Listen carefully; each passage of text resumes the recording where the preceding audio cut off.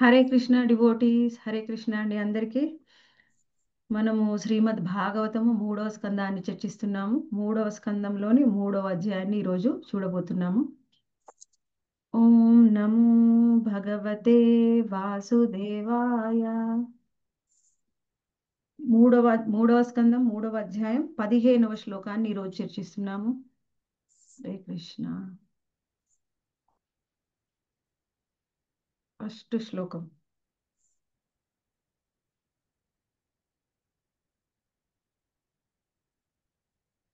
మితో యదాశాం భవితా వివాదో మద్వా మదా మద్వా మదాతామ్ర విలోచనానాం నైషాం వదోపాయ ఇయానతోన్యో మయుధ్యతేంద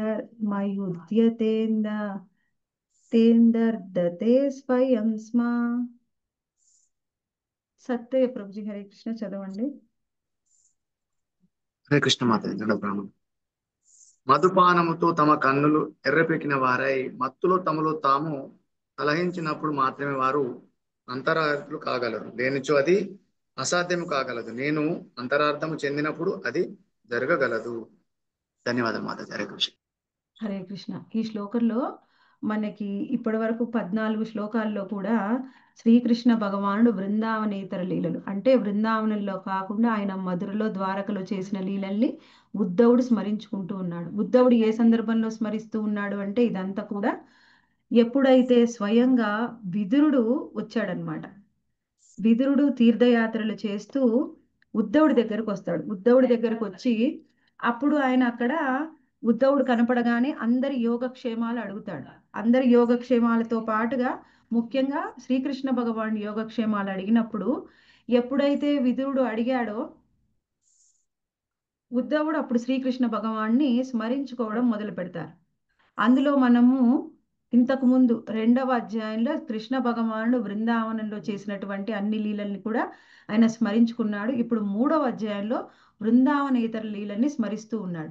అయితే ఈ బృందావనేతర లీలల్లో కూడా మనము ముఖ్యంగా ద్వారకలో కృష్ణ భగవానుడు ఎలా ఉన్నాడు, తన తల్లిదండ్రుల దగ్గర నుంచి ఏ విధంగా గోకులానికి వెళ్ళాడు, అక్కడి నుంచి మళ్ళీ మధురకు వచ్చాడు, మధురలో కంసుని వధించాడు, ఆ తర్వాత తన తల్లిదండ్రులకి ఆనందాన్ని చేకూర్చాడు, అంతవరకు మొత్తము అవన్నీ కూడా ఉద్ధవుడు స్మరించుకున్నాడు. ఇప్పుడు 15వ శ్లోకం నుంచి మనకి ఏం చెప్తూ ఉన్నారంటే స్వయంగా ఆయన యొక్క భక్తులు ఎలా ఉంటారు, ఆయన భక్తుల యొక్క శక్తి సామర్థ్యాలు ఏమిటి, మనము ముఖ్యంగా అవి తెలుసుకోబోతున్నాం ఈ శ్లోకం నుంచి. అయితే ఇందులో 14వ శ్లోకంలో మనకి ఏం వివరిస్తున్నారంటే కురుక్షేత్ర మహాసంగ్రామం జరిగినప్పుడు స్వయంగా కురుక్షేత్ర యుద్ధంలో పాండవుల వైపు కానీ కౌరవుల వైపు కానీ రెండు ఇరుపక్షాల వైపు కూడా ఎంతో మంది రాజులు మరణిస్తారు. ఆ రాజులతో పాటు ఉన్న వాళ్ళ అనుయాయులు అందరూ కూడా మరణిస్తారు. అందులో మనకు వివరించారనమాట, ఎవరైతే అధర్మవర్తంలో వాళ్ళ యొక్క భారాన్ని శ్రీకృష్ణ భగవానుడు ఈ భూమికి తొలగించాడు అని. అయితే ఇక్కడ కృష్ణ భగవానుడు ఎప్పుడైతే భగవద్ధామానికి వెళ్ళాలనుకున్నాడో ఆయనతో పాటుగా ఆయన భక్తులు ఎంతో మంది వచ్చారు ఈ భూమి మీదకి. వాళ్ళలో ముఖ్యంగా 2 రకాల భక్తులు ఉన్నారు. ఒకరేమో ఆయన యొక్క నిత్య పార్షదులు, ఇంకొకరేమో దేవతలు. నిత్య పార్షదులు అంటే కృష్ణ భగవానుడికి నిత్య పార్షదులు అంటే ఎవరు?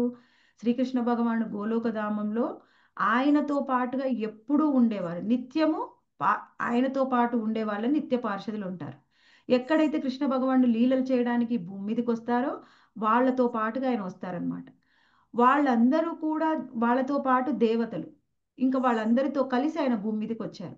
వచ్చినప్పుడు ఆయన భగవద్ధామానికి వెళ్ళే సమయంలో ఈ ఈ భౌతిక లోకాన్ని విడిచి ఆయనతో పాటు వచ్చిన ఆయన భక్తుల్ని కూడా ఆయన తీసుకొని వెళ్ళాలనుకున్నారనమాట.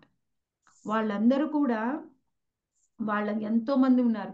ఇప్పుడు ఎంతమంది అయితే కురుక్షేత్ర మహాసంగ్రామంలో మరణించారో స్వయంగా కృష్ణ భగవానుడి ద్వారకలో ఆయన కుటుంబ సభ్యులు, ఆయన మొత్తం పరివారమే ఎంతో మంది ఉన్నారు, చాలా మంది ఉన్నారనమాట. అయితే మరి వాళ్ళందరూ భూమికి భారం కాదా అంటే ఇక్కడ మనకి 14వ శ్లోకంలో ఏమని వివరించారంటే ఇప్పుడు మనము ఏదైనా భారంగా చూస్తే ఒక తల్లికి పిల్లలు ఎంత వయసు వచ్చినా కానీ భారంగా అనిపించారు. ఒక 3-4 సంవత్సరాల పిల్లవాడిని చూస్తే మనకి చూస్తే ఆ తల్లి 3-4 సంవత్సరాల పిల్లవాడు కొంచెం లావుగా ఉండనివ్వండి, బక్కగా ఉండని, ఎంత వెయిట్ ఉన్నా 4-5 సంవత్సరాల పిల్లల్ని కూడా తల్లి కిందికి దింపకుండా మోస్తూనే ఉంటుంది. అదే ఆ పిల్లవాడిని ఎవరైనా వేరే వాళ్ళు ఎత్తుకున్నారనుకోండి, ఎంతసేపు ఒక 2 నిమిషాలు, 5 నిమిషాల కంటే ఎక్కువ ఎత్తుకోలేరు. వేరే వాళ్ళకి ఏమనిపిస్తుందంటే బరువుగా అనిపిస్తారు, భారంగా అనిపిస్తారు. కానీ తల్లికి ఎప్పుడైనా భారంగా అనిపించరు. ఎప్పుడైనా ఇది అనుభవంలోకి వచ్చిందా మాతాజీ మీకు? ఎస్ మాతాజీ, చాలా అబ్జర్వ్ అవును చేసాం మాతాజీ, మాతాజీ ఇది. కరెక్ట్. ఎవరినైనా ఎస్ మాతాజీ. మనం అప్పుడు అనిపిస్తుంది, మరి ఈ పిల్లల్ని మనం ఎత్తుకోలేకపోతున్నాము, మరి మన పిల్లలు ఉన్నప్పుడు అసలు అప్పుడు ఎలా మోసామో ఆశ్చర్యం అనిపిస్తుంది మనకే. ఎస్ మాతాజీ. అలాగే శ్రీకృష్ణ భగవానికి వీళ్ళందరూ కూడా ఎలా అంటే భారమే కానీ ఆ భారం కూడా ఇష్టమైన భారం అన్నమాట, కఠినమైన భారం కాదు. తల్లికి పిల్లలు ఆ విధంగా మనకి చూస్తే ఏదైనా ఇష్టమైనప్పుడు భారంగా అనిపించదు. అది ఇష్టం లేనప్పుడు, అంటే ఇష్టం అని కూడా చెప్పలేము, ప్రేమ లేనప్పుడు మనకు భారంగా అనిపిస్తుంది. అలానే ఆయన భక్తులందరంటే కూడా ఆయనకి ఇష్టం. అందుకని ఈ భారం అనేది ఆయనకి ఇష్టమైన భారం, ప్రియమైన భారం. ఆ మామూలుగా బరువుగా అనిపించే భారం కాదనమాట. అదే విషయాన్ని మనకు వివరించారు. మరి అయితే భగవద్ధామాన్ని కృష్ణుడు వెళ్తుంటే మరి ఆయన నిత్య పార్షను కూడా తీసుకుని వెళ్ళాలి. ఎందుకు తీసుకొని వెళ్ళాలి మాతాజీ? వాళ్ళు ఆటోమేటిక్గా వాళ్ళు కూడా వస్తారు కదా వాళ్ళ సమయం వచ్చినప్పుడు అని మనకు అనిపించవచ్చు. మరి కృష్ణుడు ఎందుకు ఈ లీల చేశాడు? వాళ్ళ సమయం అయినప్పుడు వాళ్ళు రారా? మనకు ఆ సందేహానికి ఈ శ్లోకంలో మనకి సమాధానం చెప్తూ ఉన్నారనమాట. ఇక్కడ ఏమంటున్నారంటే ప్రకృతి నియమములచే వారు ప్రభావితులు కారు, భగవాన్ని సంకల్పంతోనే భగవానుడు అతని సహచరులు ఇద్దరు కూడా ఆవిర్భవిస్తారు, అంతర్ధానం చెందుతారు. ప్రకృతి నియమాలచే వారు ప్రభావితులు కారు. ఇంకేం చెప్తున్నారంటే భగవంతుడి కుటుంబమును ఎవరూ సంహరింపజాలకుండిరి. భగవంతుడి యొక్క కుటుంబ సభ్యులు ఎవరూ సంహరించలేరు. ఇంకొకటి, ప్రకృతి నియమములచే వారి సహజ మరణమునకు ఎట్టి అవకాశము లేదు. ప్రకృతి నియమాల ద్వారా సహజ మరణానికి అవకాశమే లేదనమాట. ఇప్పుడు మనం అందరం అనుకోండి, ఆటోమేటిక్గా సమయానుకూలంగా మనకి ఎప్పుడు మరణం రావాలో అప్పుడు ప్రకృతి నిర్ణయిస్తుంది. ఆ సమయం వచ్చినప్పుడు మనం కావాలనుకున్నా వద్దనుకున్నా మనకు మరణం వస్తుంది. ఇప్పుడు మనకి ఏదైనా సమస్యలు వచ్చింది, ఇంకా నాకు ఈ జీవితం వద్దు అనుకున్నప్పుడు మరణం వస్తుందా? రాదు, రాదు. నాకు ఇంకా ఉండాలి అని అనుకున్నప్పుడు మన ఆయుష్ పెరుగుతుందా? జరగదు. కానీ భగవద్ భక్తులు అలా కాదు, వాళ్ళకి ప్రకృతి నియమానుసారంగా సహజ మరణం లేదు. ఆ విషయాన్ని ఇక్కడ వివరించారు.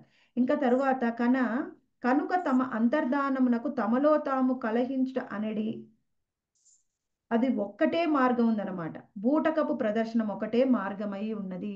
వాళ్ళల్లో వాళ్ళు కలహించుకొని మరణించడం తప్ప వేరే మార్గం అనేది లేదు. అది కూడా ఎలా ఎలా జరుగుతుంది? కేవలము కృష్ణ భగవానుడు ఆయన ఎప్పుడైతే భగవద్ధామానికి తిరిగి వెళ్ళాలనుకున్నాడో ఆ సమయంలో ఆయనతో పాటు వచ్చిన ఆయన భక్తుల్ని కూడా తిరిగి తీసుకుని వెళ్ళాలి. అందుకని ఇదంతా ప్రదర్శన అనేది జరిగింది. ఏమిటా ప్రదర్శన? దాన్నే మనము మౌసల లీల అంటాం. ఆ మౌసల లీలలో ఇద్దరు కూడా, అందరూ కూడా వాళ్ళైన యొక్క నిత్య పార్షదులు, భగవద్ధామం నుంచి వచ్చిన భక్తులు అందరూ కూడా వచ్చారు. అంటే నిత్య పార్షదులు కాదు, దేవతల రూపంలో వచ్చినటువంటి ఆయన భక్తులందరూ కూడా మౌసల లీలలో ఒకళ్ళను ఒకళ్ళు కలహించుకొని మరణిస్తారనమాట. ఆ లీలని మనకు 4వ అధ్యాయంలో పూర్తిగా మనకి వివరిస్తారు. అయితే 3వ అధ్యాయంలో దాని వెనకాల బ్యాక్గ్రౌండ్ మనకి వివరిస్తూ ఉన్నారనమాట.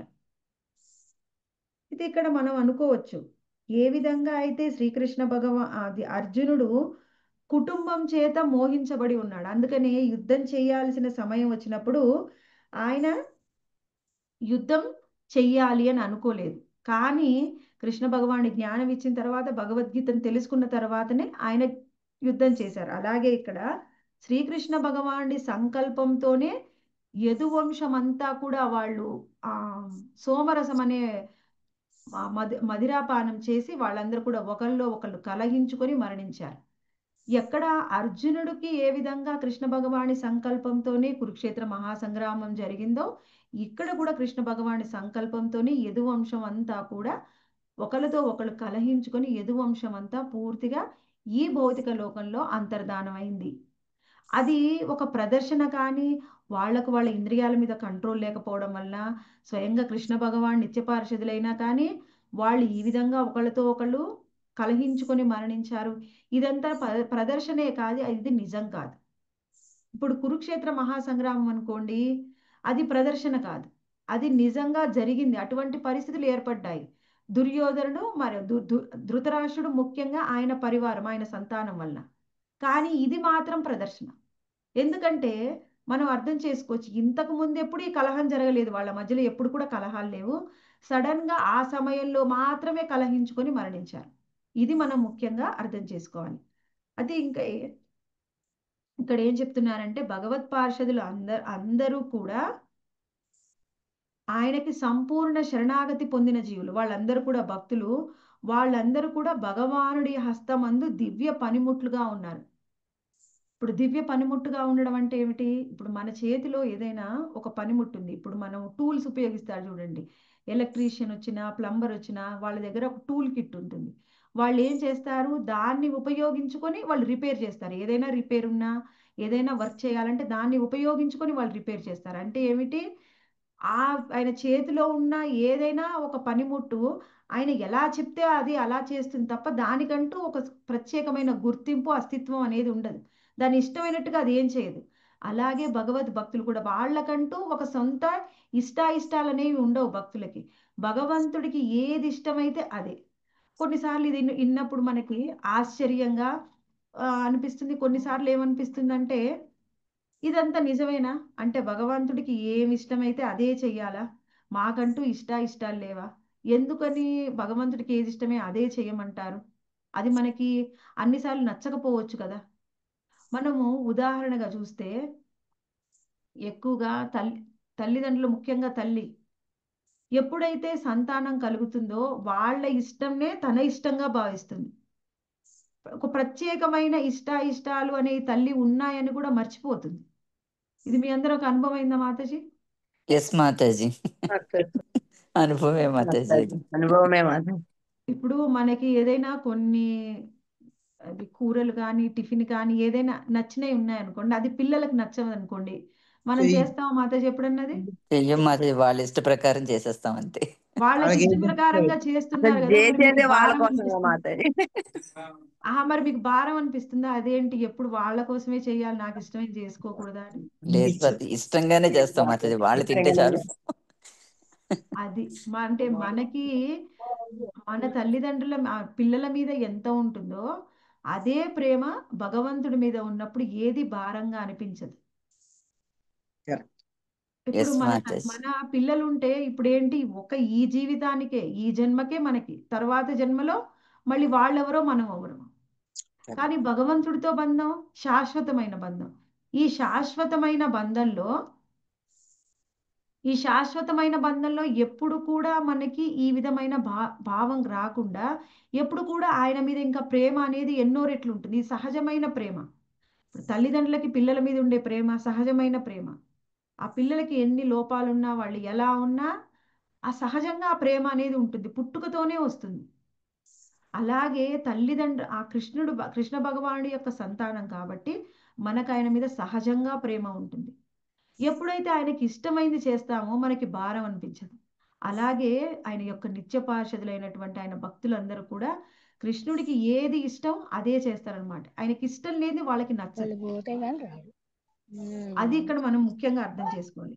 తర్వాత మనకి 16వ శ్లోకంలో అందుకనే భగవానుడితో భక్తులు ఈ సహానుభూతి, భగవంతుడికి ఏది ఇష్టమో ఆ విధంగా వచ్చారు, ఆ విధంగానే వర్తించారు, తిరిగి మళ్ళీ వాళ్ళు భగవద్ధామానికి వెళ్ళిపోయారు. ఇదంతా కూడా ఒక లీల మాత్రమే, వాళ్ళ మధ్యలో ఎటువంటి మనస్పర్ధలు అనేవి లేవు అనే విషయాన్ని మనకి ఇక్కడ వివరిస్తున్నారనమాట. నెక్స్ట్ 16th శ్లోక. ఏవం సచింత్య భగవాన్ స్వరాజ్యే స్థాప్య ధర్మజం నందయామాస సుహృదః సాధూనాం వర్త్మ దర్శయన్. నెక్స్ట్ మాతాజీ హరే కృష్ణ మాతాజీ. చదవనా మాతాజీ? చదవండి మాతాజీ. శ్రీకృష్ణ భగవానుడు ఈ విధముగా తనలో తాను ఆలోచించి సాధు మార్గమున ఆదర్శనీయమగు పాలనను ప్రదర్శించుటకు ప్రపంచాధిపత్య స్థానమును ధర్మరాజుకు నెలకొల్పెను. హరే కృష్ణ మాతాజీ. ధన్యవాదాలు. హరే కృష్ణ. ఈ శ్లోకంని తర్వాత మాతాజీ శ్రీకృష్ణ భగవానుడు స్వయంగా తన జీవితంలో ఆయన ఏమి ఆచరించి చూపించాడు అనేది మనకి వివరించబోతున్నారు. శ్రద్ధగా వింటే మనము ఆయన ఆచరణలోంచి చాలా విషయాలు తెలుసుకోవచ్చు. ఇక్కడ ఏం చెప్తున్నారంటే ఆయన కృష్ణ భగవానుడు తనలో తాను ఆలోచించి అని చెప్తున్నారు. ఆయనకి ఆలోచించవలసిన అవసరమే లేదు. ఆయనకు అన్ని ప్లాన్స్ ముందే ఉంటాయి. ఆయన పూర్తిగా ప్రణాళిక అంతా వెయ్యకపోయినా ఆయన ఆ టైంలో చేయగలరు. కానీ ఇక్కడ మనకు అర్థం కావడం కోసం చెప్తున్నారనమాట. ఆయన పూర్తిగా ఆలోచించి ప్రపంచ ఆధిపత్య స్థానంలో అంటే ఈ మొత్తం ప్రపంచాన్ని కూడా పాలించడానికి సరి అయిన వ్యక్తి అని ధర్మరాజుని ఆ స్థానంలో నెలకొల్పాడు. స్వయంగా శ్రీకృష్ణ భగవానుడు ఆ స్థానంలో కూర్చోలేదు, ఇంక ఎవరిని కూడా కూర్చోబెట్టలేదు. ధర్మరాజు మాత్రమే సరి అయిన వాడు అని చెప్పి ధర్మరాజుకు ఆ స్థానం ఇచ్చారు. తరువాత ఏం చేయాలనుకుంటున్నారు? తర్వాత 17వ శ్లోకంలో చూద్దాం. నిర్మోహమాత చదవండి. హరే కృష్ణ మాతాజీ. దండవత్ ప్రణామం. మహావీరుడుగా ఉత్తరాయం ధృత పూర్వో వంశసాధ్విభిమన్యునా సవై ద్రోణస్య సంపృష్ట పునర్భగవతా ధృత. మహావీరుడుగా అభిమన్యునిచే ఉత్తర గర్భమునందుంచబడిన పూర్వవంశ బీజము ద్రోణతని అశ్రమితే దగ్ధమయ్యను. కానీ తదనంతరము శ్రీకృష్ణునిచే ఆ శిశువు తిరిగి రక్షింపబడెను. థ్యాంక్ యూ మాతాజీ. హరే కృష్ణ. ఉత్తర గర్భంలో ప్రవేశించినటువంటి స్వయంగా పూర్వవంశ బీజము అంటే ఇది వీళ్ళది ముందు వంశము, పూర్వవంశం అన్నమాట. ఆ వంశంలో ఇంకా చివరి సంతానం, ఎందుకంటే ఇంకా పాండవుల యొక్క తనయుడైనటువంటి అభిమన్యుడు ఆయన యొక్క సంతానం. ఇంకెందుకంటే వాళ్ళకి తనయులు ఇంకా లేరు, మిగిలి ఉండలేదు. కేవలం అభిమన్యుడి యొక్క సంతానము ఉత్తర గర్భంలో ఉన్నటువంటి ఆ వంశాంకురమే ఇంకా వాళ్ళకి చివరి వంశాంకురం అనమాట. ఇంకా వాళ్ళ సంతానం ఎవరు కూడా లేరు. అయితే అటువంటి శిశువు ద్రోణాచార్య యొక్క తనయుడంటే అశ్వత్థామ వేసినటువంటి బ్రహ్మాస్త్రం వల్ల ఆ శిశువుకి ఇంకా బ్రహ్మాస్త్రం వేస్తే ఏం జరుగుతుంది? ఖచ్చితంగా మరణించాల్సిందే. అంటే ఈ బ్రహ్మాస్త్రం కూడా మనం అర్థం చేసుకోవాలి. బ్రహ్మాస్త్రం అంటే ఏమిటి? ఇప్పుడు మనం ఈ భౌతికమైన లోకంలో చూస్తే ఏదైనా ఒక అణ్వాస్త్రం ఉందనుకోండి, అణ్వాయుధం, అది ఏ విధంగా ఉంటుందంటే అది ఎక్కడైనా వెయ్యాలనుకున్నారనుకోండి, ఆ అస్త్రాన్ని వేస్తే ఏం జరుగుతుంది? మనకి తెలుసు, ఆ జపాన్ హిరోషిమా నాగసాకిలో వేస్తే దాని యొక్క ప్రభావము ఎన్నో ప్రదేశాల మీద పడింది. ఆ రేడియేషన్ ప్రభావం అప్పుడు మాత్రమే కాదు, ఇప్పటికీ కూడా ఉందన్నమాట. అట్లా ఎన్నో సంవత్సరాలు దానివల్ల వాళ్ళు బాధపడ్డారు. కానీ ఇంతకుముందు అస్త్రాలు అలా ఉండే కావు. ఏదైనా లక్ష్యాన్ని ఎంచుకొని వాళ్ళు గనక అస్త్రాన్ని ప్రయోగిస్తే కేవలం ఆ లక్ష్యాన్ని మాత్రమే ఛేదిస్తుంది. ఇప్పుడు ఉత్తర గర్భాన్ని లక్ష్యంగా చేసుకొని వేశాడు అంటే ఉత్తర గర్భస్రావం అవుతుంది, కానీ ఉత్తరకు కూడా ఏం కాదు. అంత శక్తి సామర్థ్యాలు ఉండేవి అన్నమాట. ఇంతకుముందు వాళ్ళ అస్త్రశస్త్రాలు కేవలం లక్ష్యాన్ని మాత్రమే నాశనం చేస్తాయి, మిగిలిన ఎవరికి ఏమి అర్థం కూడా కాదు. ఆయన బ్రహ్మాస్త్రం వేశాడని కూడా చెప్పకపోతే అర్థం కూడా కాదు. అంత గొప్పటి అస్త్రాలు అన్నమాట. అయితే ఇప్పుడు ఏం జరిగింది? ఇంకా వంశాంకురం మరణిస్తుంది. ధర్మరాజు తర్వాత ఇంకా వాళ్ళకి వంశాంకురం ఉండదు. ఆయన కృష్ణ భగవానుడు ఈ వంశంలో ఉన్న వాళ్ళే ధర్మాత్ములు, ధర్మరాజే రావాలి, తరువాత ఉత్తర గర్భంలో ఉన్న ఆ వాళ్ళ వంశాంకురమే భవిష్యత్తులో రాజు అవుతాడని కృష్ణుడికి తెలుసు. ఆయన యొక్క సంకల్పంతోనే ఉత్తర గర్భంలో ప్రవేశించాడు. ఇప్పుడు అది మరణించాల్సిన సమయం వచ్చింది. అప్పుడు స్వయంగా శ్రీకృష్ణ భగవానుడు తాను ఇంకొక అంశని తీసుకొని ఉత్తర గర్భంలోకి ప్రవేశించారు. ఇక్కడ ఆయన యొక్క ఆయన ప్రధానాంశ రూపంలో ఆంతరంగిక శక్తి ద్వారా ఉత్తర గర్భంలోకి ప్రవేశించి ఆమెని ఆ గర్భాన్ని రక్షించాడు. అయితే ఇక్కడ మనము ఇంకొకటి ఏం అర్థం చేసుకోవాలి అంటే, ఎప్పుడైతే ఆయన బ్రహ్మాస్త్రాన్ని ప్రయోగించాడో అప్పుడు ఉత్తర గర్భంలో ఉన్నటువంటి శిశువు మరణించాడు. ఆ సమయంలో ఏం జరిగింది? ఆమెకి ఎప్పుడైతే విపరీతమైన బాధ కలిగి కృష్ణ భగవానుడి దగ్గరికి వెళ్ళే లోపలే మరణించాడు. అప్పుడు కృష్ణుడు ఏం చేశాడంటే ప్రధాన అంశ రూపంలో ఉత్తర గర్భంలోకి ప్రవేశించి ఆ శిశువుకి మళ్ళీ నూతన దేహాన్ని ఇచ్చాడు. ఆ శిశువుకి నూతన దేహాన్ని ఇచ్చాడు. ఎందుకంటే ఒకసారి ఏం జరుగుతుంది, ముందుగా జీవుడు అనేవాడు, ఏదైనా ఒక జీవుడు వీర్యం ద్వారా తండ్రి నుంచి తల్లి గర్భంలోకి ప్రవేశపెట్టబడతాడు. వీర్యంలోకి ఎలా ప్రవేశపెడతారు అంటే మనము ఇంతకుముందు నేను విన్నాను, భగవద్గీతలోనే చెప్పబడి ఉంది. బీజము ద్వారా ప్రభుపాల వారు పర్కోర్స్లో చెప్పారనమాట. ఆ మాతో ఆహార చెప్పండి. రూపంలో బీజము ద్వారా బీజము ద్వారా ఆహార రూపంలో ఆహార రూపంలో అదే ధాన్యం. ఆహారము అని చెప్తారు, నీళ్ల రూపంలో అని కూడా చెప్తారు మాతాజీ. ఓకే తాగే ఓకే నీటి వాటర్ ద్వారా కూడా చెప్పారు. హా? ఓకే, వాటర్ అని కూడా చెప్పారు అంటున్నానండి. అవునవును. తాగే నీటి ద్వారా పురుషుడి శరీరంలోకి ప్రవేశించి జీవుడు అక్కడి నుంచి స్త్రీ గర్భంలోకి ప్రవేశిస్తుంది ఆ జీవుడు. కానీ ఇప్పుడు చూడండి, మీరు సైన్స్ చూస్తే ఏం చెప్తుందంటే, సైన్స్ గర్భంలో పిండం తయారైన తర్వాత 2-3 నెలల తర్వాత జీవుడు ప్రవేశిస్తాడు. అందుకని గర్భస్రావం అనేది, అందులో ఏ విధమైన జీవహింస అనేది లేదు, గర్భస్రావం చేయించుకోవచ్చు అనేది చాలా మంది వాదన అనమాట. చాలా మంది సైంటిస్టులు, డాక్టర్లు ఆ విధంగానే వాదిస్తూ ఉన్నారు.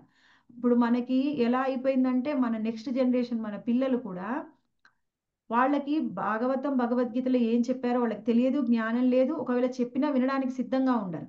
వాళ్ళకి ఏం కావాల్సింది, వాళ్ళకు ఉన్న జ్ఞానం ఏమిటి, సైన్స్ ఏం చెప్తుంది, సైంటిస్టులు ఏం చెప్తున్నారు, డాక్టర్లు ఏం చెప్తున్నారు, అందరూ ఎక్కువగా ఏం ప్రచారం చేస్తున్నారో అదే నమ్ముతారనమాట. అందుకని గర్భస్రావం చేయించుకోవచ్చు, అందులో ఏమీ లేదు, అది కేవలం ఒక మాంసపు ముద్దని, అది ఆ విధంగా అపోహపడుతున్నారనమాట.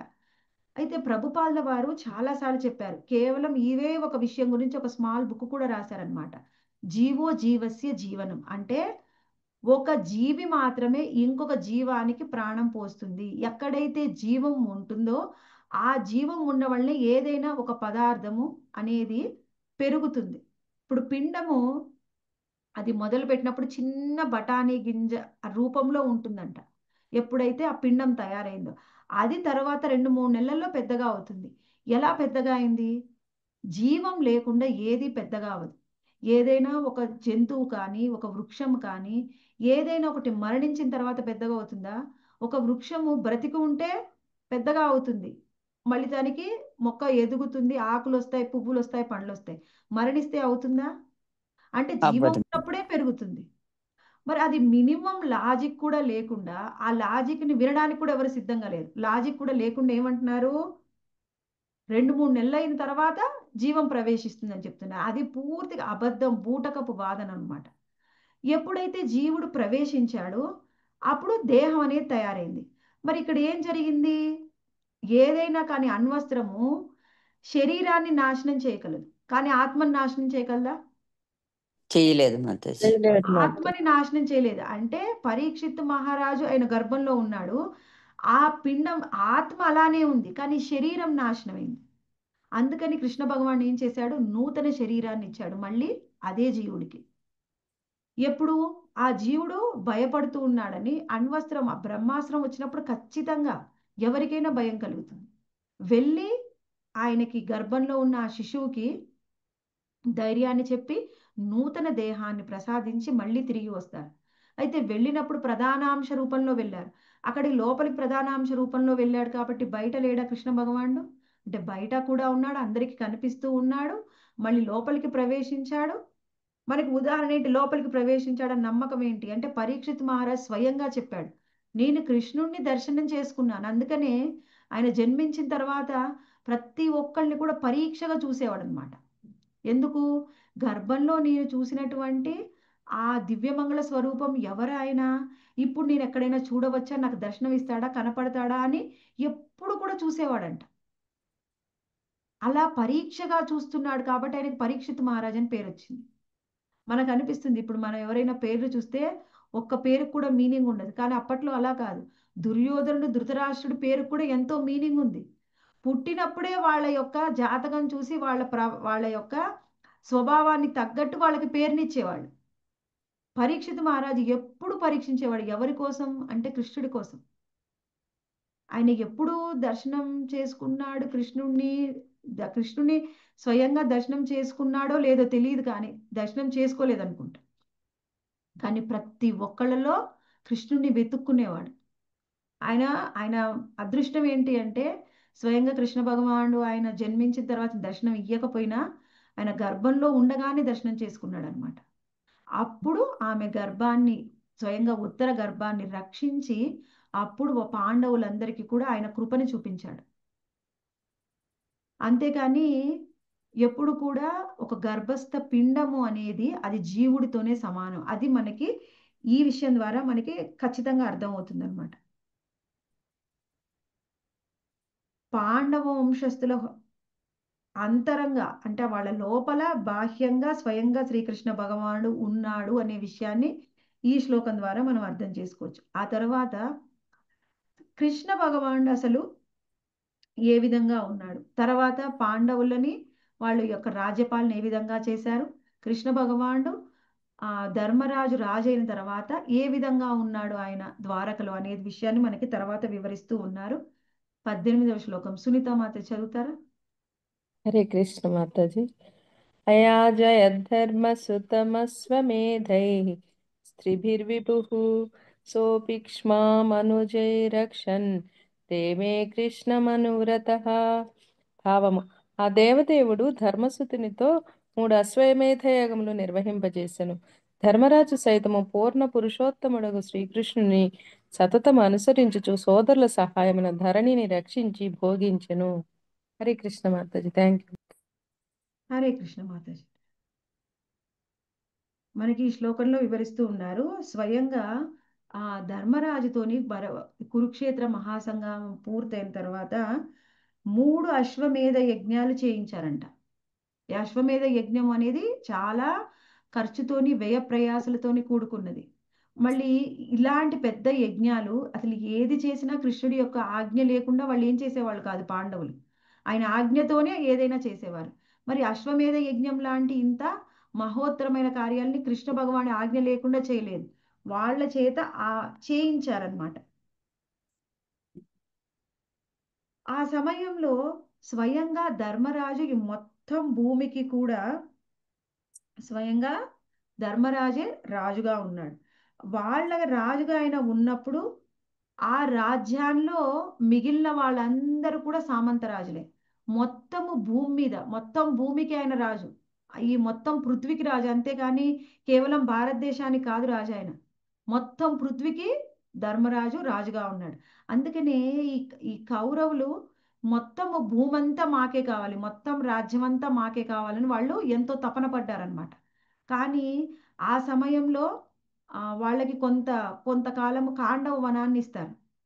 దాన్ని తర్వాత వాళ్ళు రాజ్యంగా మంచి రాజ్యంగా దాన్ని సుస్థాపన చేసి తర్వాత రాజసూయ యాగాన్ని చేసి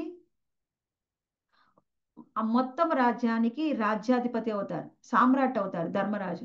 అది మాయాజూతంలో వీళ్ళు తీసుకుంటారు. తర్వాత ఏం జరుగుతుంది, యుద్ధం జరిగి మొత్తం రాజ్యం మళ్ళీ ఒక ధర్మరాజు యొక్క అండర్లోకి వస్తుంది అనమాట. కృష్ణ భగవానుడు ఒకటే కోరుకున్నాడు, ధర్మరాజు రాజు అవ్వాలి. ఆయన ఆయన యొక్క ప్రతినిధిగా ఆయన్ని స్థాపించారనమాట. ఆయన ప్రతినిధిగా ఉన్నారు, ఏకఛత్రాధిపతిగా ఉన్నారు. అయితే ఎందుకు ధర్మరాజుని రాజుగా చేయాల్సిన అవసరం ఏంటి? ఎవరైనా రాజుగా ఉండవచ్చు కదా. దుర్యోధనుడికి ఆయన కొంత మోహం ఉంది, కానీ దుర్యోధనుడు కూడా అంత పూర్తిగా చెడ్డరాజు కాదు. ఆయన రాజ్య స్థాపన రాజుగా పరిపాలన బాగానే చేసేవారు. కానీ లోపం ఎక్కడ ఉంది అంటే అదే చాలా ఇంపార్టెంట్ మాట. ఏంటి దుర్యోధనలో ఉన్న లోపము, ధర్మరాజులో ఉన్నది ఏమిటి, దుర్యోధనలో లేనిది ఏమిటి, అది ముఖ్యంగా మనం ఇక్కడ అర్థం చేసుకోవాలి. ఏమిటి? ఈశోపనిషత్తు ఏం చెప్తుందంటే మొత్తము ఈ సృష్టి మొత్తానికి కూడా భగవంతుడే యజమాని. అటువంటి భగవంతుడి యొక్క అంశలం మనమందరం, ప్రతి జీవుడు కూడా భగవంతుడి యొక్క అంశ. అటువంటి ప్రతి జీవుడు భగవంతుడి యొక్క అంశ కాబట్టి ఆయనతో నిత్య సంబంధాన్ని మనం పునఃస్థాపించుకోవాలి. పునఃస్థాపించుకొని భగవద్ధామానికి చేరాలి. ప్రతి జీవుడి యొక్క కార్యము ఇదే, ప్రతి జీవుడికి కూడా ఇదే కార్యము, ఇదే అవకాశము. అందుకోసమే ఈ భూమి మీదకి వస్తాడు. ఈ భూమి మీదకి ప్రతి జీవుడు ఎందుకు వస్తారు మాతాజీ?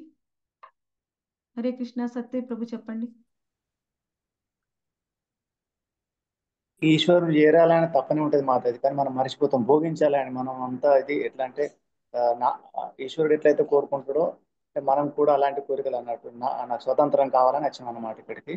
అంటే కోరికలు, కామ ఆ, కోరికలు అది ఇవన్నీ అది కరెక్టే ప్రభుజీ మీరు చెప్పింది. ఖచ్చితంగా ఇక్కడ ఏం చెప్తున్నారంటే భగవంతుడితో మన నిత్య సంబంధాన్ని పునఃస్థాపించుకోవడానికి ఎందుకు వచ్చాం? హరే కృష్ణ మాతాజీ, ఎందుకు వచ్చాం మనం ఇక్కడికి? మన కర్మలు చేసిన కర్మలు భగవంతుడి తీర్చుకోవడానికా మాతాజీ? కృష్ణధామం చేరుకోండి. భగవంతుడికి సేవ చేయటం. మాతాజీ అందుకే మనము ఇప్పుడు మీరందరూ చెప్పేది ఎలా ఉంది అంటే జనరల్ గా చెప్తున్నారు అనమాట. అందుకే వచ్చాం. కానీ ఖచ్చితంగా ఇక్కడ ఏం చెప్పారు, నేను మళ్ళీ రెండోసారి రిపీట్ కూడా చేశాను. మనం ఎందుకు వచ్చాం ఇక్కడికి? మన నిత్య సంబంధాన్ని తెలుసుకోవటానికి మాతాజీ. భగవంతుడితో నిత్య సంబంధాన్ని పునరుద్ధరించుకోవడానికి, భగవంతుడితో ఉన్న నిత్య సంబంధాన్ని పునరుద్ధరించుకోవడానికి. అదే మనకి ప్రభుపాదుల వారికి మనకి ఉన్న తేడా. అది ప్రభుపాదుల వారు ఏం చేస్తారు, ఇప్పుడే మనం ఎందుకు వచ్చాము ఇక్కడికి అంటే ఒక్కొక్కళ్ళు ఒక్కొక్క ఆన్సర్ చెప్పారు. మనం టైం ఉంటే ఇంకో పావు గంట కూడా ఇదే ఆన్సర్ అది కొనసాగిస్తాం, పొడిగిస్తాం కూడా. కానీ ప్రభుపాదుల వారు అలా కాదు. ఏదైనా ఒకటి క్వశ్చన్ అడిగామంటే ఖచ్చితంగా అక్కడ ఉన్నది ఉన్నట్టుగా కుండ బద్దలు కొట్టినట్టు ఒకటే సెంటెన్స్ లో చెప్తారు. అది మనకి నచ్చినా నచ్చకపోయినా, మనకు అర్థమైనా కాకపోయినా, మనం చెయ్యగలిగినా చెయ్యలేకపోయినా, వినే వాళ్ళకి ఎలా ఉన్నా ఆన్సర్ మారదు ప్రభుపాదుల వారిది. అందుకనే ఆయన అంతమందిని భక్తుల్ని చేయగలిగారు. ఎందుకు వచ్చాము ఈ భూమి మీదకి? ఒకటే ఒక ఆన్సర్, నాకు భగవంతుడికి ఉన్న నిత్య సంబంధం అనేది నేను మర్చిపోయాను, అది మళ్ళీ పునఃస్థాపించుకోవడానికి వచ్చాను. అదే ప్రతి జీవుడి యొక్క ధర్మం. అయితే ఈ పునఃస్థాపన మనం చెయ్యాలి అంటే మనం ఈ భౌతిక లోకంలో ఉన్నాం. భౌతిక లోకంలో మనకి ఎన్నో ధర్మాలు ఉంటాయి, భౌతిక లోకంలో ఎన్నో బాధ్యతలు ఉంటాయి. అవన్నీ కూడా మన శరీరం కోసం కూడా మనం కొన్ని పనులు చేయవలసి ఉంటుంది. ఈ సమయంలో ఏం చేస్తామంటే మనం వచ్చిన విషయాన్ని మర్చిపోతాం. అందుకని అది మనకి పదే పదే గుర్తు చేసి మనని ఆ మార్గంలో నడిపించవలసింది రాజు. ఈ పని కేవలం ధర్మరాజు మాత్రమే చెయ్యగలడు. కాబట్టి ధర్మరాజుని స్థాపించి ఆయన వెళ్ళారు. ఆయన ప్రతినిధిగా ధర్మరాజుని ఉంచారు. ఒకవేళ దుర్యోధనుడు కూడా మంచి రాజుగా పరిపాలించవచ్చునేమో, కానీ ఈ పని చెయ్యరు. మంచి రాజు అంటే ఏమిటి? ఎక్కువగా అభివృద్ధి చేయడం, ఎక్కువగా భౌతికంగా మనం సుఖంగా జీవించేటట్టు చేయడం కాదు. భౌతికంగా సుఖంగా జీవించడం కూడా అవసరమే, అలా అని అది తప్పు అని కాదు. ఇంకా అంతకంటే మనం నరకంలో నెట్టేవాళ్ళు ఇంకా వాళ్ళు రాక్షసులే అని చెప్పాలి. భౌతికంగా సుఖంగా జీవించడం కూడా అవసరమే, కానీ అదే ఉత్తమమైనది కాదు. అది ఉత్తమం కాదు. ఎందుకని? భౌతికంగా మనం హాయిగా ఉంటేనే కదా భగవంతుని గురించి ఆలోచించగలం. మనం ఇలా ఇంట్లో కూర్చున్నా బయటికి వెళ్తే ఎప్పుడు ఎవరేమంటారో ఎవరేం చేస్తారనే భయం ఉంటే ఇంకా భగవంతుడి గురించి ఎక్కడ ఆలోచిస్తాం? ప్రతి నిమిషం మనశ్శాంతి లేకపోతే భగవంతుడి గురించి ఆలోచించలేం. కానీ ఎవరైతే సరి అయిన రాజు, సరి అయిన కుటుంబ యజమాని అంటే వాళ్ళు ఏం చేయాలి? వాళ్ళ అండర్లో అంటే వాళ్ళని ఫాలో అయ్యేవాళ్ళు, అంటే వాళ్ళని అనుసరించే వాళ్ళు ఎవరున్నారో వాళ్ళకి భగవంతుడి యొక్క మార్గాన్ని చూపించేవాళ్ళు వాళ్ళే సరి అయిన తల్లిదండ్రులు, వాళ్ళు సరి అయిన రాజు. ఇది కేవలం ధర్మరాజు చేస్తాడు. అందుకని ఆయన్ని నియమించారు. ఆయన్ని నియమించి ఆయన ప్రతినిధిగా ఉంచి అప్పుడు ఆయన వెళ్ళారనమాట భగవద్ధామానికి. ఆయన చక్రవర్తిగా ఉంటే ఖచ్చితంగా ప్రజలందరూ కూడా సంతుష్టి చెందే విధంగా ఆయన పరిపాలిస్తారు. ఇప్పుడు ఎలా మనకి కొంత స్వాతంత్రం అనేది ఉంది. ఈ స్వాతంత్రాన్ని భగవంతుడు మనకు కొంత స్వాతంత్రం ఇచ్చారు. ఆ స్వాతంత్రాన్ని మనం ఎలా పూర్తి చేయాలి?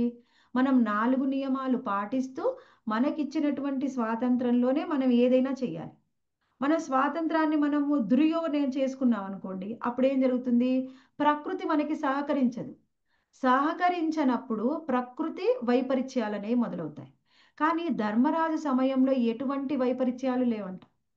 ప్రకృతి పూర్తిగా సహకరిస్తుంది. అంటే ప్రజలందరూ కూడా నియమబద్ధమైన జీవనాన్ని కొనసాగిస్తూ వాళ్ళు భగవంతుడి వైపుగా ప్రయాణిస్తూ ఉన్నారు. అందుకే ప్రకృతి వాళ్ళకి సహకరిస్తుంది. అలా ఒక రాజు, ప్రజలు ఇద్దరు కూడా ఆ సహచర్యంతోని ముందుకు సాగితే వాళ్ళకి అన్నీ అనుకూలంగా ఉంటాయి. అప్పుడు వాళ్ళు భగవంతుడి గురించి, ఆత్మ గురించి అన్వేషిస్తారు. ముందు మనకి మానసికంగా మనశ్శాంతి అవసరం, భౌతికంగా. ఆ మనశ్శాంతి లేకుండా ఏ విధమైన పరిస్థితులు లేవు ధర్మరాజు యొక్క పరిపాలనలో. ఆ విషయాన్ని మనం అర్థం చేసుకోవాలి. ఆ తర్వాత మనకి ఒకసారి ధర్మరాజుని రాజుగా చేసిన తర్వాత శ్రీకృష్ణ భగవాన్ ఏం చేశారు అది మనకి 19వ శ్లోకంలో వివరిస్తున్నారు. మాతాజీ అందరికీ అలాగే ఉంది, నాకు అలాగే ఉంది, మనకు కట్ అవుతుంది. బానే ఉంది అందరికీ మాతాజీ. బానే ఉంది మాతాజీ. మాతాజీ హరే హరే ఓకే, 19 శ్లోక. భగవానపి విశ్వాత్మా లోకవేదా పదానుగః కామాన్ నిషేవే ద్వార్యాత్ ఆసక్త సాంఖ్యమాసితః. నెక్స్ట్ అచల శ్రీదేవి మాతాజీ. మాతాజీ నాకు ఓకే ఓకే, మీరు అన్మ్యూట్ చేసుకున్నారని నేను పిలిచారు. చదవనా మాతాజీ? లక్ష్మీ మాతాజీ చదవండి. అదే శ్లోకం కూడా చదవనా మాతాజీ?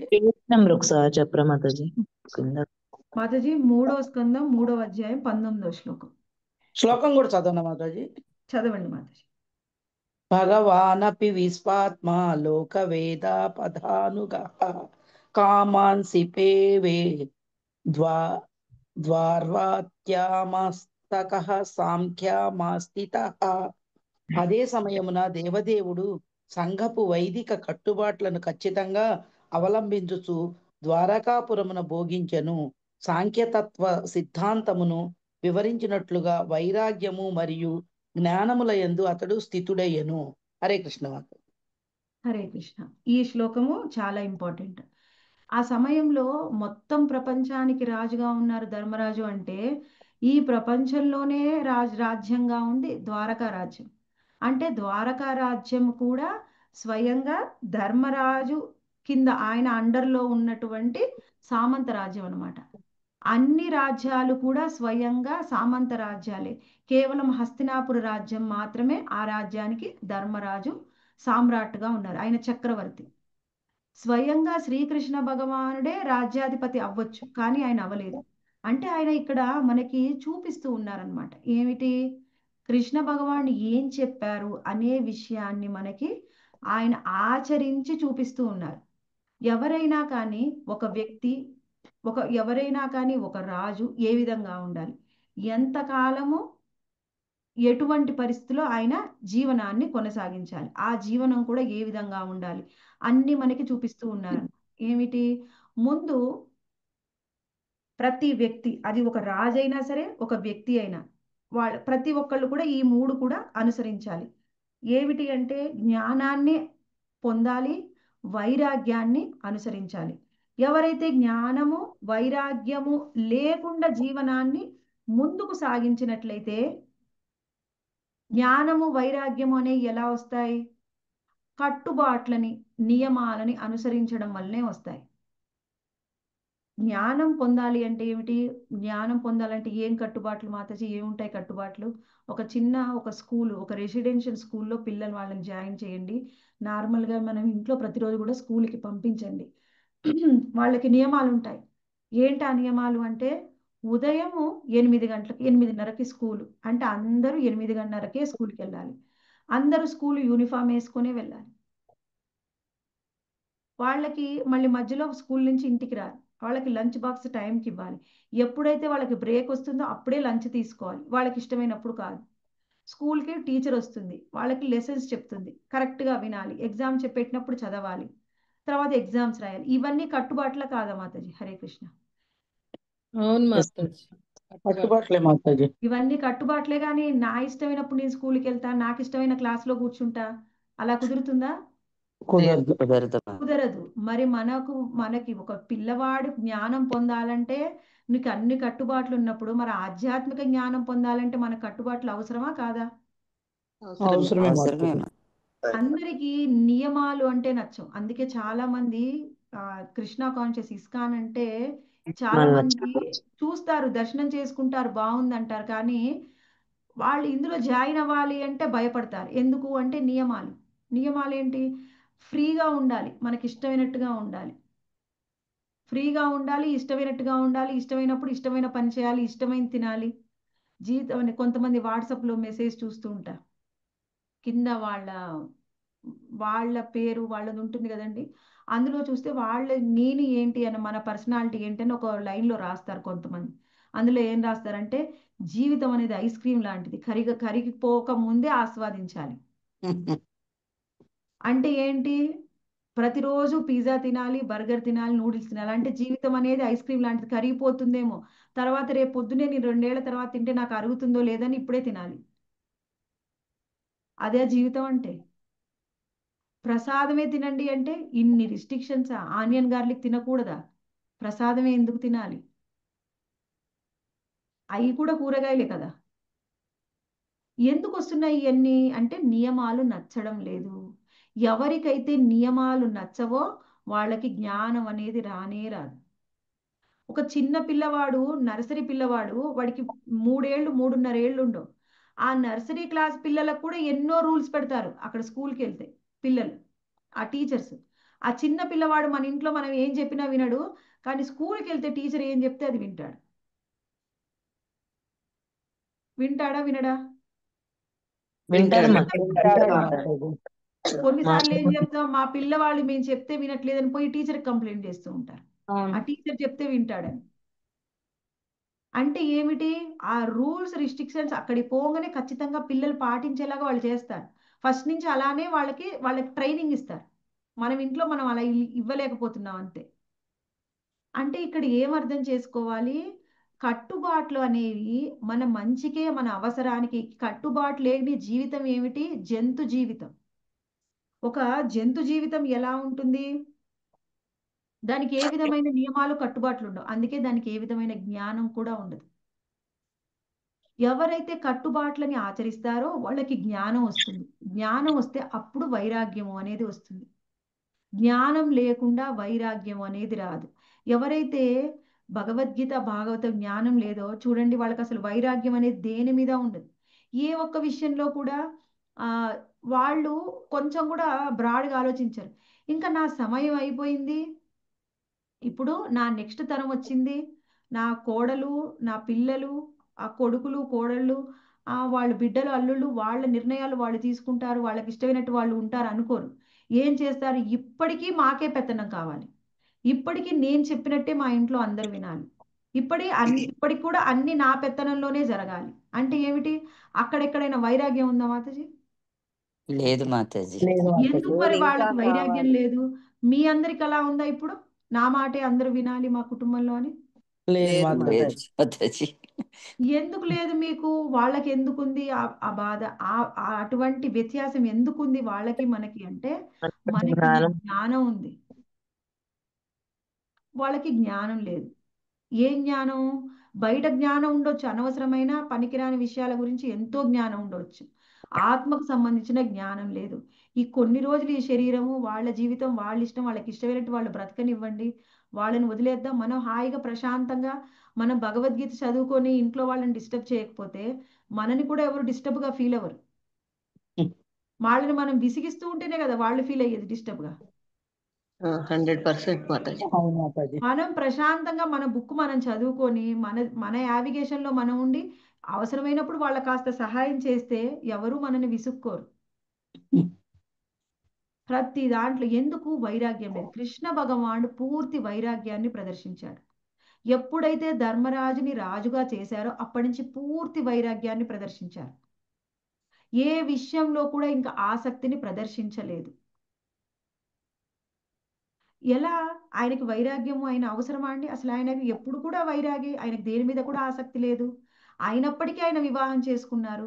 కానీ ఇక్కడ మనకి చూపిస్తున్నారనమాట, ఇంకా సమయం అయిపోయింది, ఈ సమయం వచ్చిన తరువాత మనకి వేదాలలో ఇచ్చిన జ్ఞానం ప్రకారం మనం ఏం చేయాలి అంటే, ఇప్పుడు వైరాగ్యాన్ని చూపించాలి. దేని మీద కూడా ఆసక్తి అనేది ఉండకూడదు. అప్పుడే మనం భగవద్ధామానికి చేరుకోగలం. మనందరికీ ఆచరించి చూపించారనమాట స్వయంగా. ఎప్పుడైతే ఇక్కడ చెప్తున్నారు, మానవ జీవిత కార్యము భౌతిక అస్తిత్వం యొక్క సమస్త క్లేశములను అంతమొందించుకొనుటయు, నియమిత విధానమున దేహావసరము తృప్తిపరచుకొనుటతోను మనుజుడు అట్టి జంతు జీవితం నుండి విరాగుడై ఉండవలననియు ఎరుగుటయే జ్ఞానమను దాని భావము. మనకి ప్రతి వ్యక్తికి కూడా ఈ భౌతికమైన లోకంలోకి రాగానే భౌతిక క్లేశాలు అనేవి ఉంటాయి. భౌతిక క్లేశాలు అంటే ఏమిటి? భౌతికమైన సమస్యలు. ప్రతి కుటుంబంలో కూడా ఏదో ఒక సమస్య అనేది ఉంటుంది. అయితే ఆ సమస్యలన్నిటినీ కూడా వాటన్నిటి నుంచి కూడా మనం బయటపడాలి. సమస్యలు ఉంటాయి. సమస్య అనేది ఎప్పుడు కూడా మన చుట్టే ఉంటాయి. కానీ వాటన్నిటి నుంచి మనం బయటపడాలి అంటే ఏం చేయాలి? ఫస్ట్ జ్ఞానం రావాలి. జ్ఞానం కావాలి అంటే ఏం చేయాలి? మనము నియమిత ఆ జీవితాన్ని కొనసాగించాలి. మనకు కొన్ని వేదాలలో కొన్ని నియమ నిబంధనలు ఇచ్చారు. వాటిని మనం ఖచ్చితంగా ఫాలో అవ్వాలి. అప్పుడు ఏం జరుగుతుంది? మనము కట్టుబాట్ల ద్వారా జ్ఞానం పొందుతాం. జ్ఞానం వచ్చిన తర్వాత ఏం జరుగుతుంది మనకి? ఇక్కడ చెప్తున్నారు చూడండి. జంతు జీవితం నుంచి విరాగుడై ఉండవలననియు జంతు జీవితం నుంచి బయటికి రావడం అదే జ్ఞానము. జంతు జీవితం అంటే ఏమిటి? ఒక జంతువు ఏం చేస్తుంది? దానికి ఎప్పుడు కూడా దానికి ఏం కావాలి? ఈ క్షణంలో నాకు ఏం ఆనందం కలుగుతుంది? అదే జంతువు కావాలి. ఇప్పుడు మనము ఒక మనిషి యొక్క నేచరు, ఒక జంతువు యొక్క నేచర్ ఎలా ఉంటుందంటే, ఒక మనిషి ఇప్పుడు మనం ఎప్పుడైనా జర్నీ చేస్తున్నాం అనుకోండి, జర్నీ చేస్తే ఏం చేస్తాం? యాక్చువల్గా ఇంట్లో అయితే 2 చపాతీలు తింటాం, ఒకటే తింటామేమో. కానీ జర్నీ చేస్తుంటే మాత్రం 3, 4 తీసుకెళ్తాం. ఎందుకు మాతాజీ? మళ్ళీ దొరుకుతుందో లేదో అని. అవసరం దొరుకుతుందో బయట లేదో ఫుడ్ మనిషికి చెప్తుంటారనమాట. ఒక జంతువు ఎలా ఉంటుందంటే, మనం ఎక్కడికి వెళ్ళినా మనం ఏం చేయాలి, నెక్స్ట్ ఫ్యూచర్ గురించి ఆలోచిస్తుంటాం. ఒక జంతువు అలా కాదు. అప్పుడు ఏంటి, దానికి ఏం సుఖం, ఏం సంతోషం, అది మాత్రమే ఆలోచిస్తుంది ఒక జంతువు. అందుకని ఎప్పుడు కూడా ఆ సమయంలో దానికి ఏం కావాలి అదే చూసుకుంటుంది అనమాట. ఒక మనిషి అలా కాదు. మనిషి జ్ఞానంతోనే ప్రవర్తిస్తాడు. ఇప్పుడు అందరు కూడా జనాలు ఏం చేస్తున్నారంటే, ఎప్పుడు ఎప్పుడు ఇప్పుడు నేను ఈ పని చేస్తున్నాను, దానివల్ల నాకు వచ్చే పరిస్థితి ఏమిటి, అక్కడ నా భవిష్యత్తు ఏమిటి అనే దాంట్లో ఎవరికి కూడా అవగాహన అనేది లేకుండా పోయిందనమాట. ఇక్కడ హరే కృష్ణ మాతాజీ, అందరూ మ్యూట్ లో ఉండండి.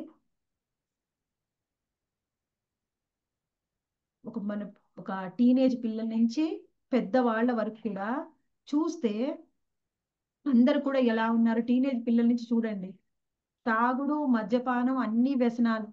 అప్పుడు వాళ్ళకి ఏం కావాలి? దీనివల్ల నా భవిష్యత్ ఏమవుతుంది అనేది కూడా ఎవరికి కూడా అవగాహన అనేది లేకుండా పోయింది. అందువల్లనే వాళ్ళందరూ కూడా అన్ని తప్పులు చేస్తూ ఉన్నారు.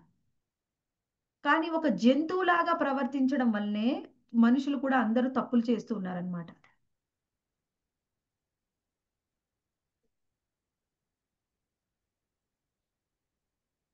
ఇక్కడ మనం ముఖ్యంగా ఏం అర్థం చేసుకోవాలంటే, మనకి ఎప్పుడు జ్ఞానం వస్తుందో అప్పుడే జంతు జీవనం నుంచి బయటపడతాం. జ్ఞానం లేనంత కాలం ఒక జంతువులాగే ఉంటాం. ఇన్ని రోజులు మనం కూడా అలానే ఉన్నాం. స్వయంగా ప్రభుపాదుల వారి కృప వలన కొంత జ్ఞానం పొందుతూ ఉన్నాం కాబట్టి అటువంటి స్వభావం నుంచి మనం కూడా బయటకు వచ్చాం.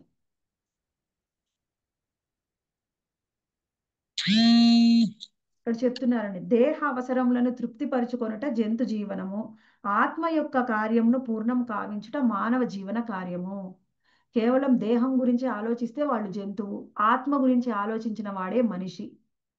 ఈ లోకంలో ఇప్పుడు చూస్తే 90% వ్యక్తులు, అంటే 90% కంటే ఎక్కువగా జంతువుల్లాగా ఉన్నారు. కేవలం ఒక 10% కూడా చెప్పలేము మానవులుగా, మనుషులుగా జీవిస్తూ ఉన్నారనమాట. ఇంకా మనకి ఇంకా కృష్ణ భగవాని జీవితంలో మనం ఇంకా ఏం అర్థం చేసుకొని తర్వాత శ్లోకంలో ఇంకా వివరిస్తూ ఉన్నారు. తర్వాత ఎవరు చెబుతారు? నాగలక్ష్మి మాతాజీ చదువుతారా? హరే కృష్ణ మాతాజీ. స్నిగ్ధ స్మితావలోకేన వాచా పీయూష కల్పయా చరిత్రేణ నాన వైద్యేన శ్రీనికేతన చాత్మన. తన మృదుమధుర దరహాసవదనముతోను, అమృత వాకులతోను, నిష్కలంక స్వభావముతోను ఆ దేవదేవుడు దివ్యదేహ విరసితుడై ఉండెను. హరే కృష్ణ. హరే కృష్ణ మాతాజీ.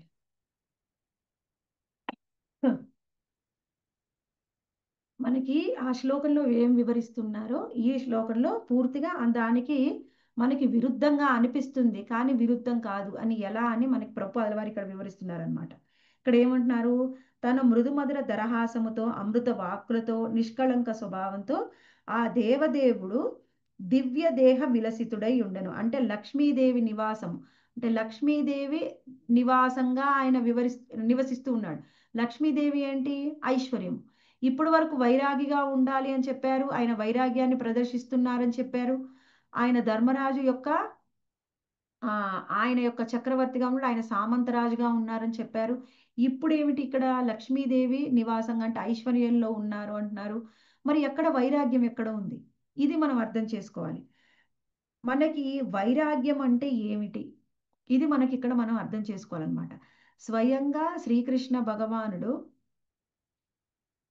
భౌతిక లోకంలో భౌతికమైన వ్యక్తులు భౌతికమైన విషయాల పట్ల అనాసక్తుడుగా ఉన్నాడు.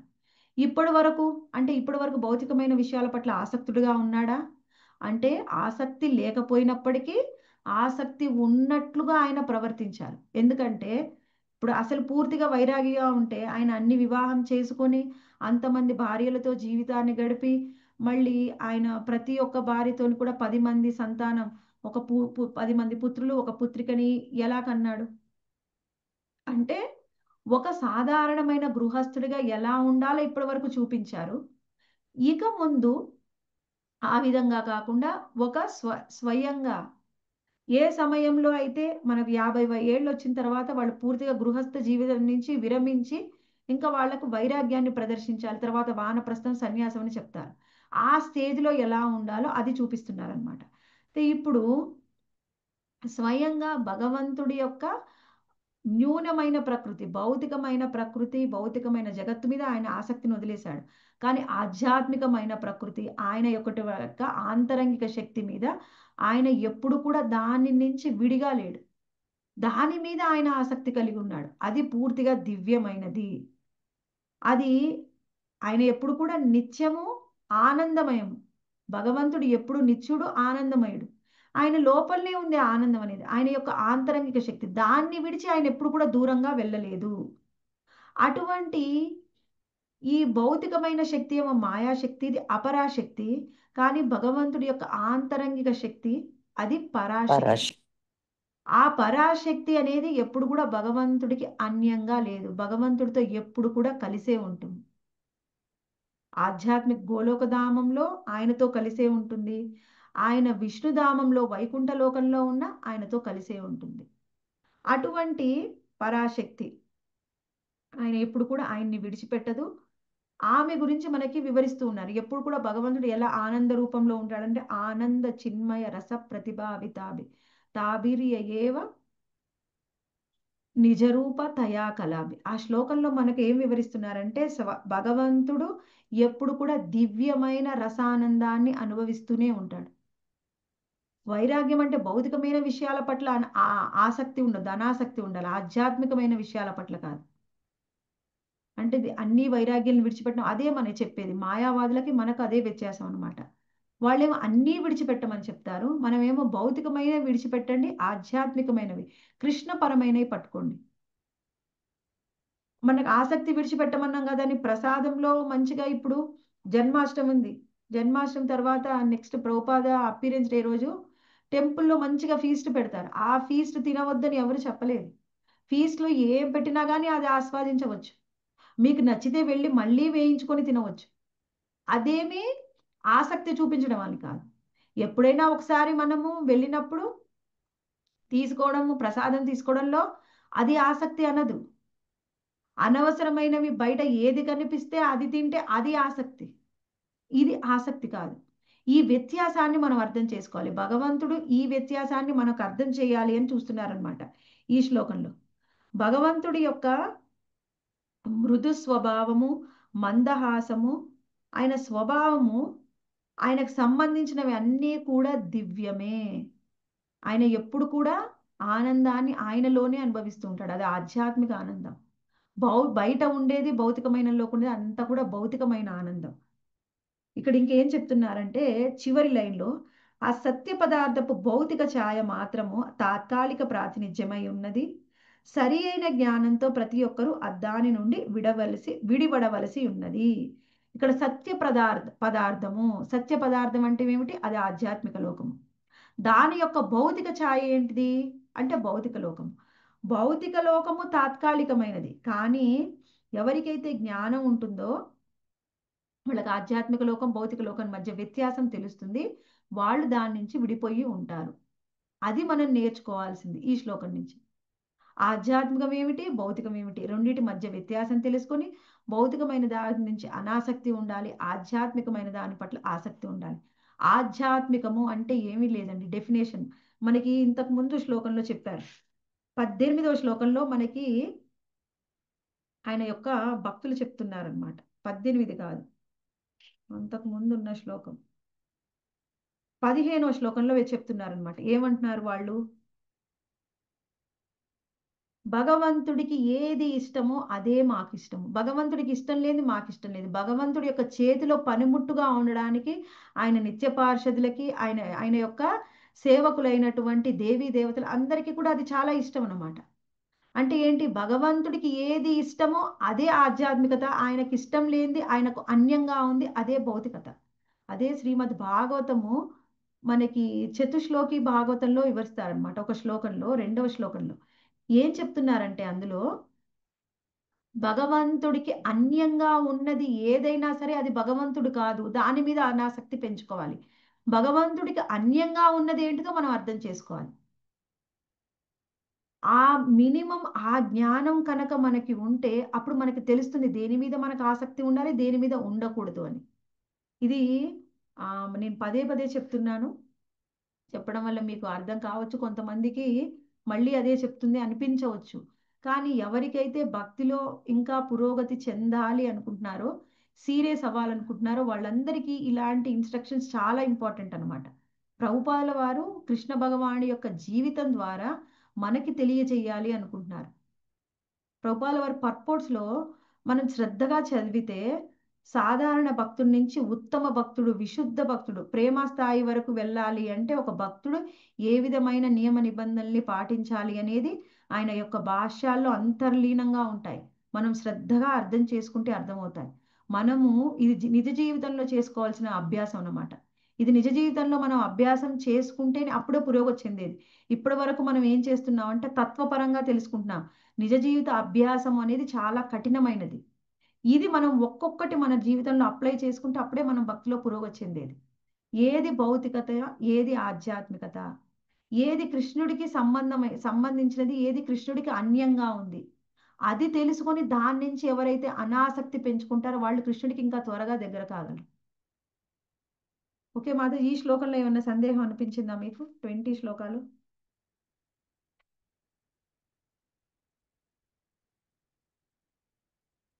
ఓకే, నెక్స్ట్ శ్లోకానికి వెళ్దాం.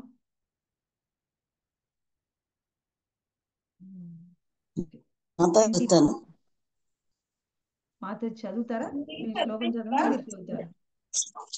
నేను చదవనా మాతాజీ? ఓకే, చదవండి మాతాజీ. ఇప్పుడు మనము 22 చదవాలి మాతాజీ. 22 అండి. 22 కదా మాతాజీ? చదవాలి కదా మాతాజీ. 21 మాతాజీ. 21 చదవాలండి. ఓకే ఓకే, చదవండి మాతాజీ. 21 చదవండి.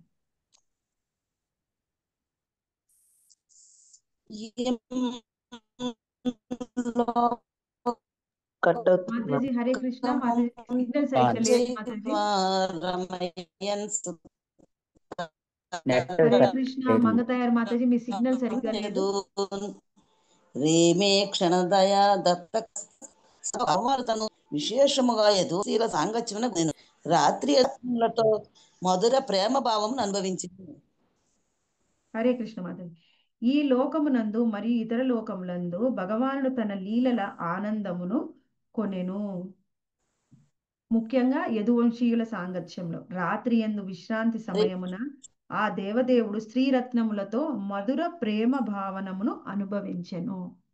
ఇక్కడ మనం ఇంకొకటి అర్థం చేసుకోవాలి.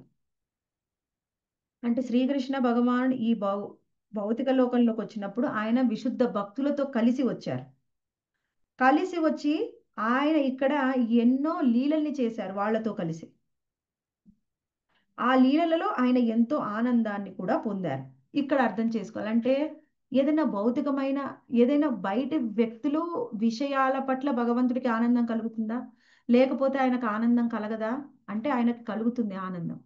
ఆయన ఆత్మారాముడు అయినప్పటికీ ఆత్మారాముడు అయినప్పటికీ మనం కూడా కృష్ణ కాన్షియస్లోకి వచ్చినప్పుడు హ్యాపీగా ఉన్నాం. కానీ ఎవరైనా మళ్ళీ డివోటీస్ని ఎక్కడైనా కలిసినప్పుడు మీకు ఆనందం పెరుగుతుందా పెరగదా? పెరుగుతుంది మాతాజీ. పెరుగుతుంది. అంటే భక్తుల యొక్క సాంగత్యంలో మనకు ఆనందం పెరుగుతుంది. మనం ఒంటరిగా ఉన్నప్పుడు కంటే భక్తుల సాంగత్యంలో ఆనందం ఇంకా పెరుగుతుంది. భగవంతుడు కూడా ఎప్పుడు కూడా ఆయన ఆనందంగానే ఉంటారు. కానీ ఆయనకు భక్తుల సాంగత్యం దొరికితే ఆయన ఆనందం ఇంకా ఎన్నో రెట్లు పెరుగుతుంది. అందుకని ఇక్కడ మనకి వివరిస్తూ ఉన్నారనమాట. ఆయన ఎప్పుడు కూడా ఆయన విశుద్ధ భక్తులతో కలిసి ఉన్నారు. ముఖ్యంగా ఎవరు వాళ్ళు? ముఖ్యంగా యదువంశీయులు. ఎందుకంటే ఇక్కడ అన్ని మనకు కూడా ద్వారక లీలల్ని చెప్తున్నారు, బృందావనేతర లీలలు. అందుకని ఇక్కడ యదువంశీయుల గురించి చెప్తున్నారు అనమాట. యదువంశీయులతో ఆయన ఎంతో ఆనందంగా ఉన్నారు. అందుకే వాళ్ళ పట్ల ఆయన ఎంతో ఆసక్తిని కూడా కనబరిచారు. అందరితో ఆయన న్యూట్రల్ గా ఉంటాను, ఎవరైనా నాకు ఒకటే అని చెప్తారు. కానీ భక్తులంటే ఆయనకి ఎక్కువ ప్రియం. ఆయన నిత్య పార్షదుల పట్ల, ఆయన విశుద్ధ భక్తుల పట్ల, ఆయనకు సేవ చేసేటువంటి దేవతలు వాళ్ళందరి మీద ఆయనకి ఆసక్తి అనేది ఎక్కువ. అందుకని ఆ యాదవుల ఎడ వాళ్ళతో పాటుగా ఆయన యొక్క 16,000 పత్నులు అంటే 16,108 మంది భార్యలు ఉన్నారు కదా, వాళ్ళందరితో కూడా ఎంతో ఆనందాన్ని అనుభవించాడు. ఇక్కడ వాళ్ళందరూ కూడా భక్తులే. అది మనము ముఖ్యంగా అర్థం చేసుకోవాలి. వాళ్ళందరూ కూడా ఎవరు? ఆయన యొక్క ఆంతరంగిక శక్తి. ఇక్కడ మనము భగవంతుడి యొక్క ఆంతరంగిక శక్తి అయినటువంటి ఆయన యొక్క స్వయంగా ఆయన ఆంతరంగిక శక్తి శ్రీమతి రాధారాణి. ఆంతరంగిక శక్తిలో 3 రకాల శక్తులు ఉన్నాయి. ఒకటేమిటి? హ్లాదిని శక్తి, సంధిని శక్తి, సంవిక్ శక్తి. ఇందులో హ్లాదిని శక్తి అంటే శ్రీమతి రాధారాణి. శ్రీమతి రాధారాణి స్వయంగా కృష్ణ భగవానుడు ఏ విధంగా విస్తరించారు? బలరాముడు, ఆ తర్వాత బలరాముడి నుంచి చతుర్వ్యూహము, ఆ తర్వాత 2వ చతుర్వ్యూహము, ఆ తర్వాత పురుషావతారాల నుంచి ఆయన యొక్క ఎన్నో అంశాలు, కళలు ఎన్నో వచ్చాయి. అన్ని భగవంతుడి యొక్క విస్తారాలు. అలాగే స్వయంగా శ్రీమతి రాధారాణి కూడా ఎన్నో విస్తారాలు ఉన్నాయి. అందులో ముఖ్యంగా 3 విస్తారాలు. ఎవరైనా కానీ ఈ 3 తరగతుల కిందికే వస్తారు. అవి ఎవరు అంటే లక్ష్మీగణ, మహిషీగణ, గోపిగణ. లక్ష్మీగణ, మహిషీగణ, గోపిగణ. వీళ్ళందరూ కూడా ఈ ద్వారకలో ఉన్నటువంటి ద్వారకా పత్నులు, స్వయంగా కృష్ణ భగవానుడి పత్నులు, వీళ్ళందరూ కూడా మహిషీగణ. వీళ్ళందరూ కూడా ఎప్పుడు కూడా కృష్ణ భగవానుడికి ఏ విధంగా సేవ చేయాలి, ఏ విధంగా ఆయనకు ఆనందాన్ని ఇవ్వాలి, అదే విధంగా వాళ్ళ యొక్క భావం ఉండేదన్నమాట. ఎప్పుడు కూడా మాధుర్య భావంలో శ్రీకృష్ణ భగవానుడికి వాళ్ళు సేవల్ని అందిస్తూ ఉన్నారు. అయితే ఇక్కడ మనము ఏమర్థం చేసుకోవాలంటే ఆయన యొక్క ఆంతరంగిక శక్తి విస్తరణతోనే ఆయన ఎప్పుడు కూడా ఆనందాన్ని అనుభవిస్తూ ఉన్నారు. అయితే ఈ 16,000 మంది భార్యలు కూడా ఆయన యొక్క 16 రకముల ఆంతరంగిక శక్తుల ప్రదర్శన. భగవంతుడి యొక్క ఆంతరంగిక శక్తి ఎన్నో రకాలు ఉంది. అందులో ఆయన ఆంతరిక శక్తి 16 రకాల ఆంతరిక శక్తులు ఉన్నాయంట భగవంతుడికి. అందులో వీళ్ళు ఆ 16 శక్తులకి ఈ 16,000 మంది ప్రాతినిధ్యం వహిస్తూ ఉన్నారు. అదే విషయాన్ని మనకి ఇక్కడ వివరించారనమాట. అయితే ఇక్కడ కృష్ణ భగవానుడు ఒక చంద్రుడు లాంటి వాడైతే, ఆ చంద్రుడు ఆకాశంలో చంద్రుడితో పాటు ఒక్క చంద్రుడే ఉండవు, ఎన్నో నక్షత్రాలు ఉంటాయి.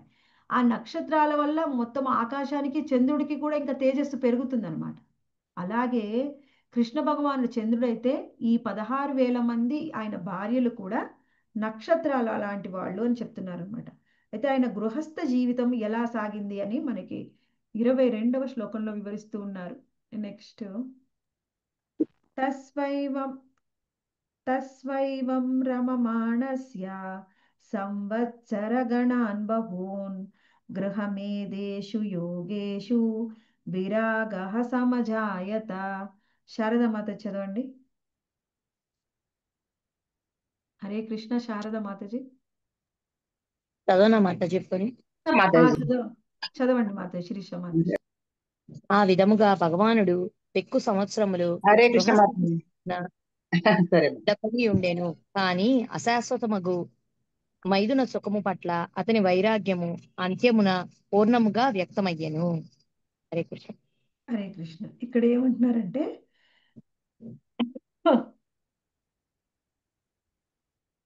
భగవంతుడి యొక్క శక్తి ఎటువంటిది అనేది మనకి ఇక్కడ వివరిస్తున్నారు అనమాట. ఓకే, ఈ 2 శ్లోకాలు ఇంపార్టెంట్. ఈ 2 కూడా చూద్దాం. ఓకే, ఇక్కడ ఏం వివరిస్తున్నారంటే ఈ శ్లోకంలో భగవంతుడు ఎప్పుడైతే అన్ని వివాహాలు చేసుకొని గృహస్థ జీవనాన్ని కొనసాగిస్తూ ఉన్నారు. ఆయన గృహస్థ జీవనంలో ఆయనకి ఏ విధమైన ఆసక్తి లేకపోయినా ఒక గృహస్థుడిగా ఏ విధంగా జీవించాలి అనేది మనకి వివరిస్తూ ఉన్నారనమాట. అందుకని అందరితో పాటు ఒక గృహస్థుడు ఎలా ఉండాలో ఆ విధంగానే భార్యలతోని వ్యవహరించి ఆయన ముఖ్యంగా ఆయన దరిద్ర మీద ఉన్నప్పుడు ఆయన అన్ని కర్మల్ని కూడా నిర్వర్తించారు. ఆ తరువాతనే ఆయన వైరాగ్యాన్ని ప్రదర్శించారు. ఆయన అన్ని కర్మల్ని నిర్వర్తించిన తర్వాత వైరాగ్యాన్ని ప్రదర్శించారు. అంటే ఎప్పుడైతే జీవితం అంతా కూడా గృహస్థ జీవితానికి అంటి పెట్టుకొని ఉండకూడదు అని శ్రీకృష్ణ భగవాను మనకి వివరిస్తూ ఉన్నారన్నమాట. మనం ఇప్పుడు చూస్తే భౌతికమైన లోకంలో చాలా మంది వ్యక్తులు అలానే ఉంటారు. ఎక్కువగా భౌతిక జీవితానికి అంటి పెట్టుకునే ఉంటారు. అందుకనే వాళ్ళకి ఇంకా ఆసక్తి, ఇంకా అన్నిటి మీద ఆసక్తి. అందుకనే వాళ్ళకి భయం. ఎప్పుడైతే భయం ఉంటుంది, ఆసక్తి ఉంటుంది, అప్పుడు ఏం చేస్తారు? ఎదుటి వాళ్ళని ఏదైనా అనడానికి ప్రయత్నం చేస్తారు, వాళ్ళని బాధ పెట్టడానికి, వాళ్ళ చేతుల్లోంచి అధికారం తీసుకోవడానికి, వాళ్ళందరూ కూడా వీళ్ళు చెప్పిన మాట వినేటట్టు చేసుకోవడానికి ఎక్కువగా ప్రయత్నం చేస్తూ ఉంటారు. ఎప్పుడైతే మనకి అనాసక్తి అనేది వీటి మీద వస్తుందో అప్పుడు మన వల్ల ఎవరికి ఏ విధమైన ఇబ్బంది ఉండదు. ఎంత మనకి ఆసక్తి ఉంటుందో అంత మనకి మన వల్ల ఎదుటి వాళ్ళకి ఇబ్బంది అనేది ఉంటుంది. మన వల్ల ఎవరైతే ఇబ్బంది పడుతున్నారో ఒక్కొక్కసారి అనిపిస్తుంది, అసలు నేను ఎవరిని ఏమనండి, నా వల్ల ఎవరికి ఏ విధమైన ఇబ్బంది ఉండదు, అలా మనల్ని మనం భావిస్తూ ఉంటాం. ఎవరైనా కానీ నేను ఇలా ప్రవర్తిస్తున్నాను, నా వల్ల వీళ్ళందరికీ ఇబ్బంది కలుగుతుంది, ఎవరైనా అలా ఆలోచిస్తారా? మాతాజీ ఎప్పుడైనా? అందరు కూడా ఎలా ఆలోచిస్తారు? ఇది వరకు ఆలోచించలేదు మాతాజీ, ఇప్పుడు ఆలోచిస్తున్నాను కానీ. నేను చాలా మంచిదాన్ని, చాలా గొప్పదాన్ని, నేను అసలు ఏమీ చేయలేదు, ఎదుటి వాళ్ళు తప్పు చేస్తున్నారు, వాళ్ళ బాధకి వాళ్ళ కారణం, నేను కాదు, ఇలా ఆలోచిస్తున్నారు. ఎవరైతే ఇలా ఆలోచిస్తారో అసలు మనకి ఒకటి అర్థం చేసుకోవాలి, మన చుట్టూ ఉన్నటువంటి పరిస్థితులు, మన చుట్టూ ఉన్నటువంటి కుటుంబ సభ్యులు మనకి భగవంతుడు మనకి ఇచ్చాడనమాట. ఎందుకంటే మనకి ఒక డెమో చూపిస్తున్నాడు అనమాట. ఏమిటి? నువ్వు ఎలాంటి దానివి, నువ్వు ఎలాంటి వాడివి, ఎలాంటి దానివి, నీ లోపల ఎటువంటి అవగుణాలు ఉన్నాయి, నువ్వు నీ కుటుంబ సభ్యులతో ఎలా ప్రవర్తిస్తున్నావు, నీ కుటుంబ సభ్యులు నీతో కంఫర్ట్గా ఉన్నారా, అంటే నీ వల్ల ఎవరైనా ఇబ్బంది పడుతున్నారా లేదా, నువ్వు ఇక్కడే నీ కుటుంబ సభ్యులు ఎవరు నీకు నచ్చరు, నీకు వాళ్ళ వల్ల ఇబ్బంది, నీ వల్ల వాళ్ళకి ఇబ్బంది, మరి అలాంటప్పుడు నువ్వు భగవద్ధామానికి వచ్చి ఏం చేస్తావు? అక్కడందరూ భగవంతుడు భక్తులే అంటే నువ్వు అక్కడికి వచ్చి నీ ప్రవర్తన వల్ల వాళ్ళందరికీ ఇబ్బంది కలిగిస్తావా?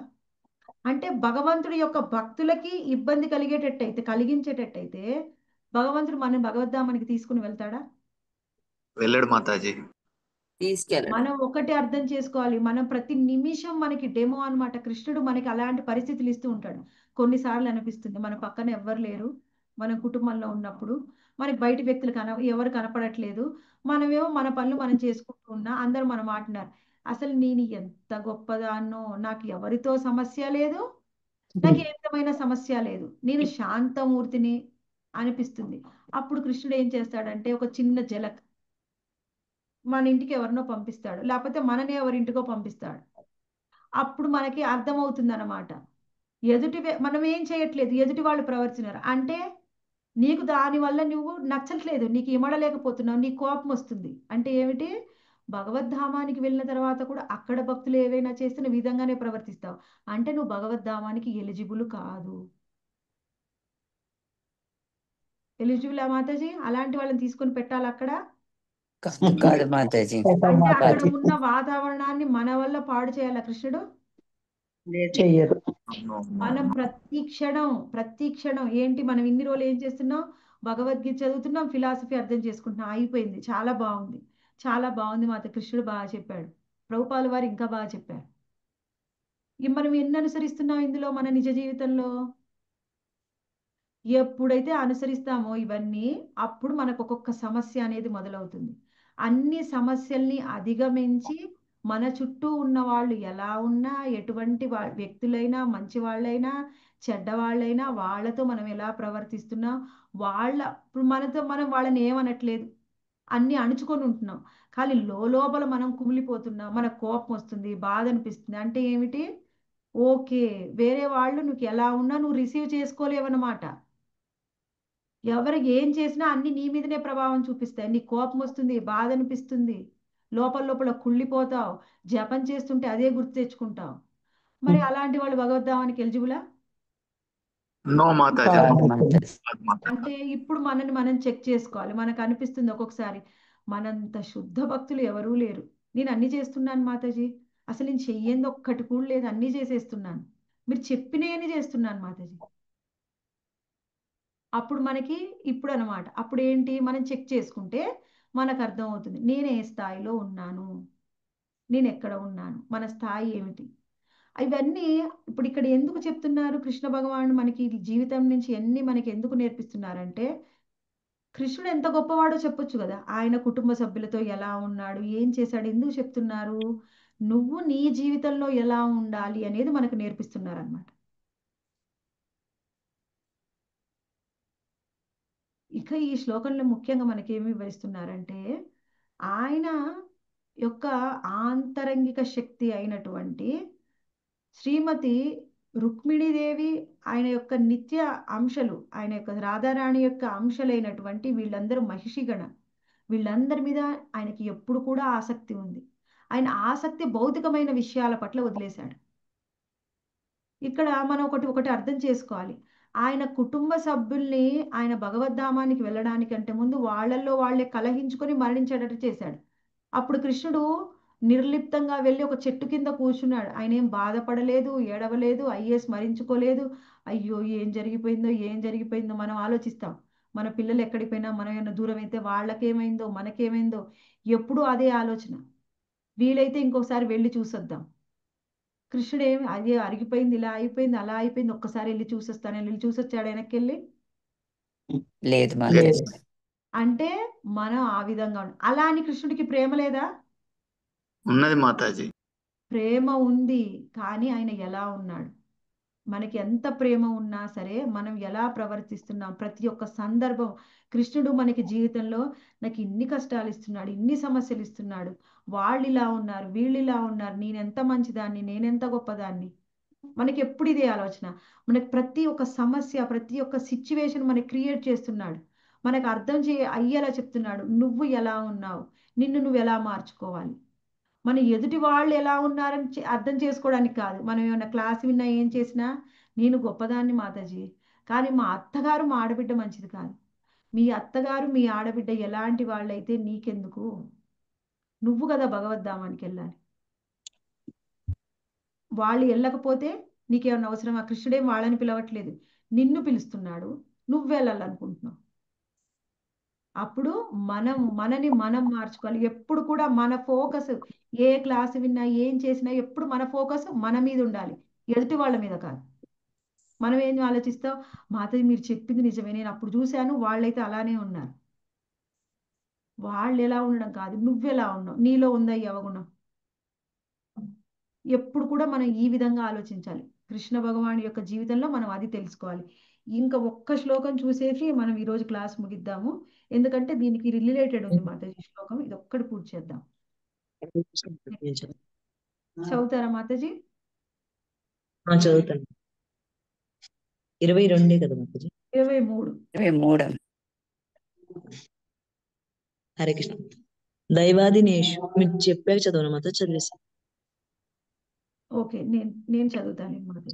దైవాదీనేషు కామేషు దైవాదీనః స్వయం పుమాన్ కో విశ్వంత యోగేన యోగేశ్వరమనువ్రతః. తాత్పర్యం దై చదవండి. ఓకే. ప్రతి జీవుడును అలౌకిక శక్తిచే నియమింపబడుచుండును. ఆ విధముగా అతని ఇంద్రియ భోగము సైతము అదే అలౌకిక శక్తి నియంత్రణ మందుండును.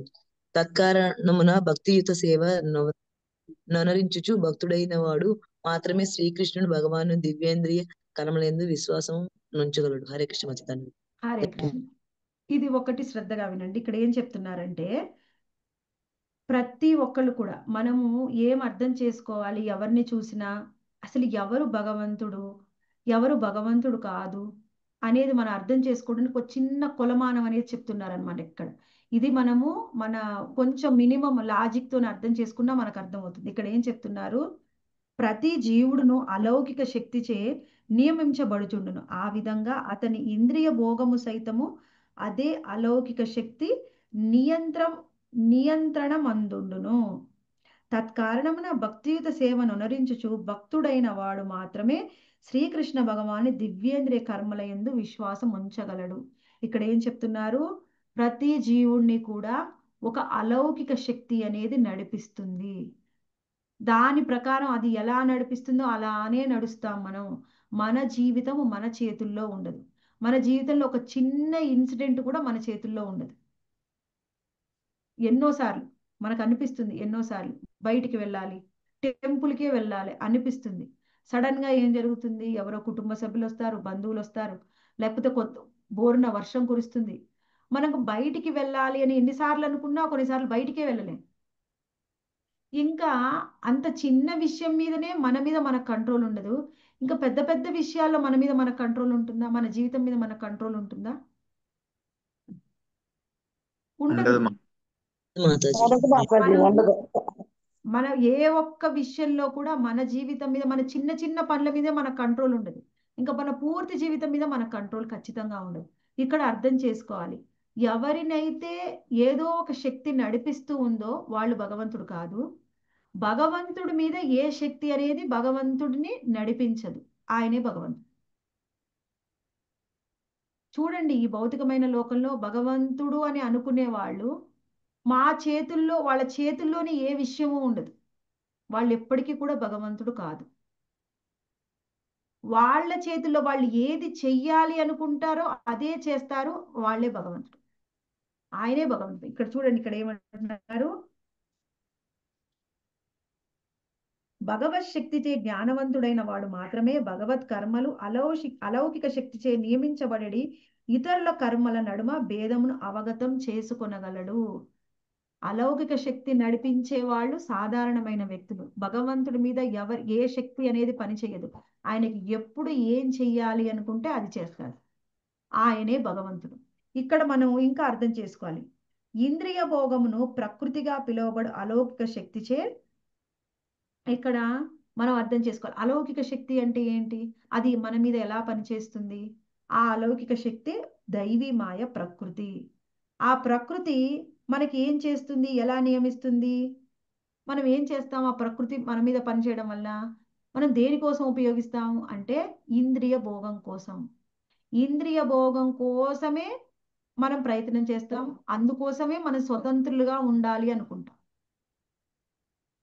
ఆ స్వతంత్రంగా ఉండాలి అని మనం అనుకుంటాం, కానీ మాయాశక్తి ఏం చేస్తుందంటే మన మీద ఎలా ప్రభావం చూపిస్తుంది అంటే పూర్తిగా మన మీద ఎలా ప్రభావం చూపిస్తుందంటే మనం భోగించాలి అని ఎంత తాపత్రయపడ్డా మన చేతుల్లో మనకి ఎంత రాసి పెట్టుందో అంతవరకే మనం భోగించగలం.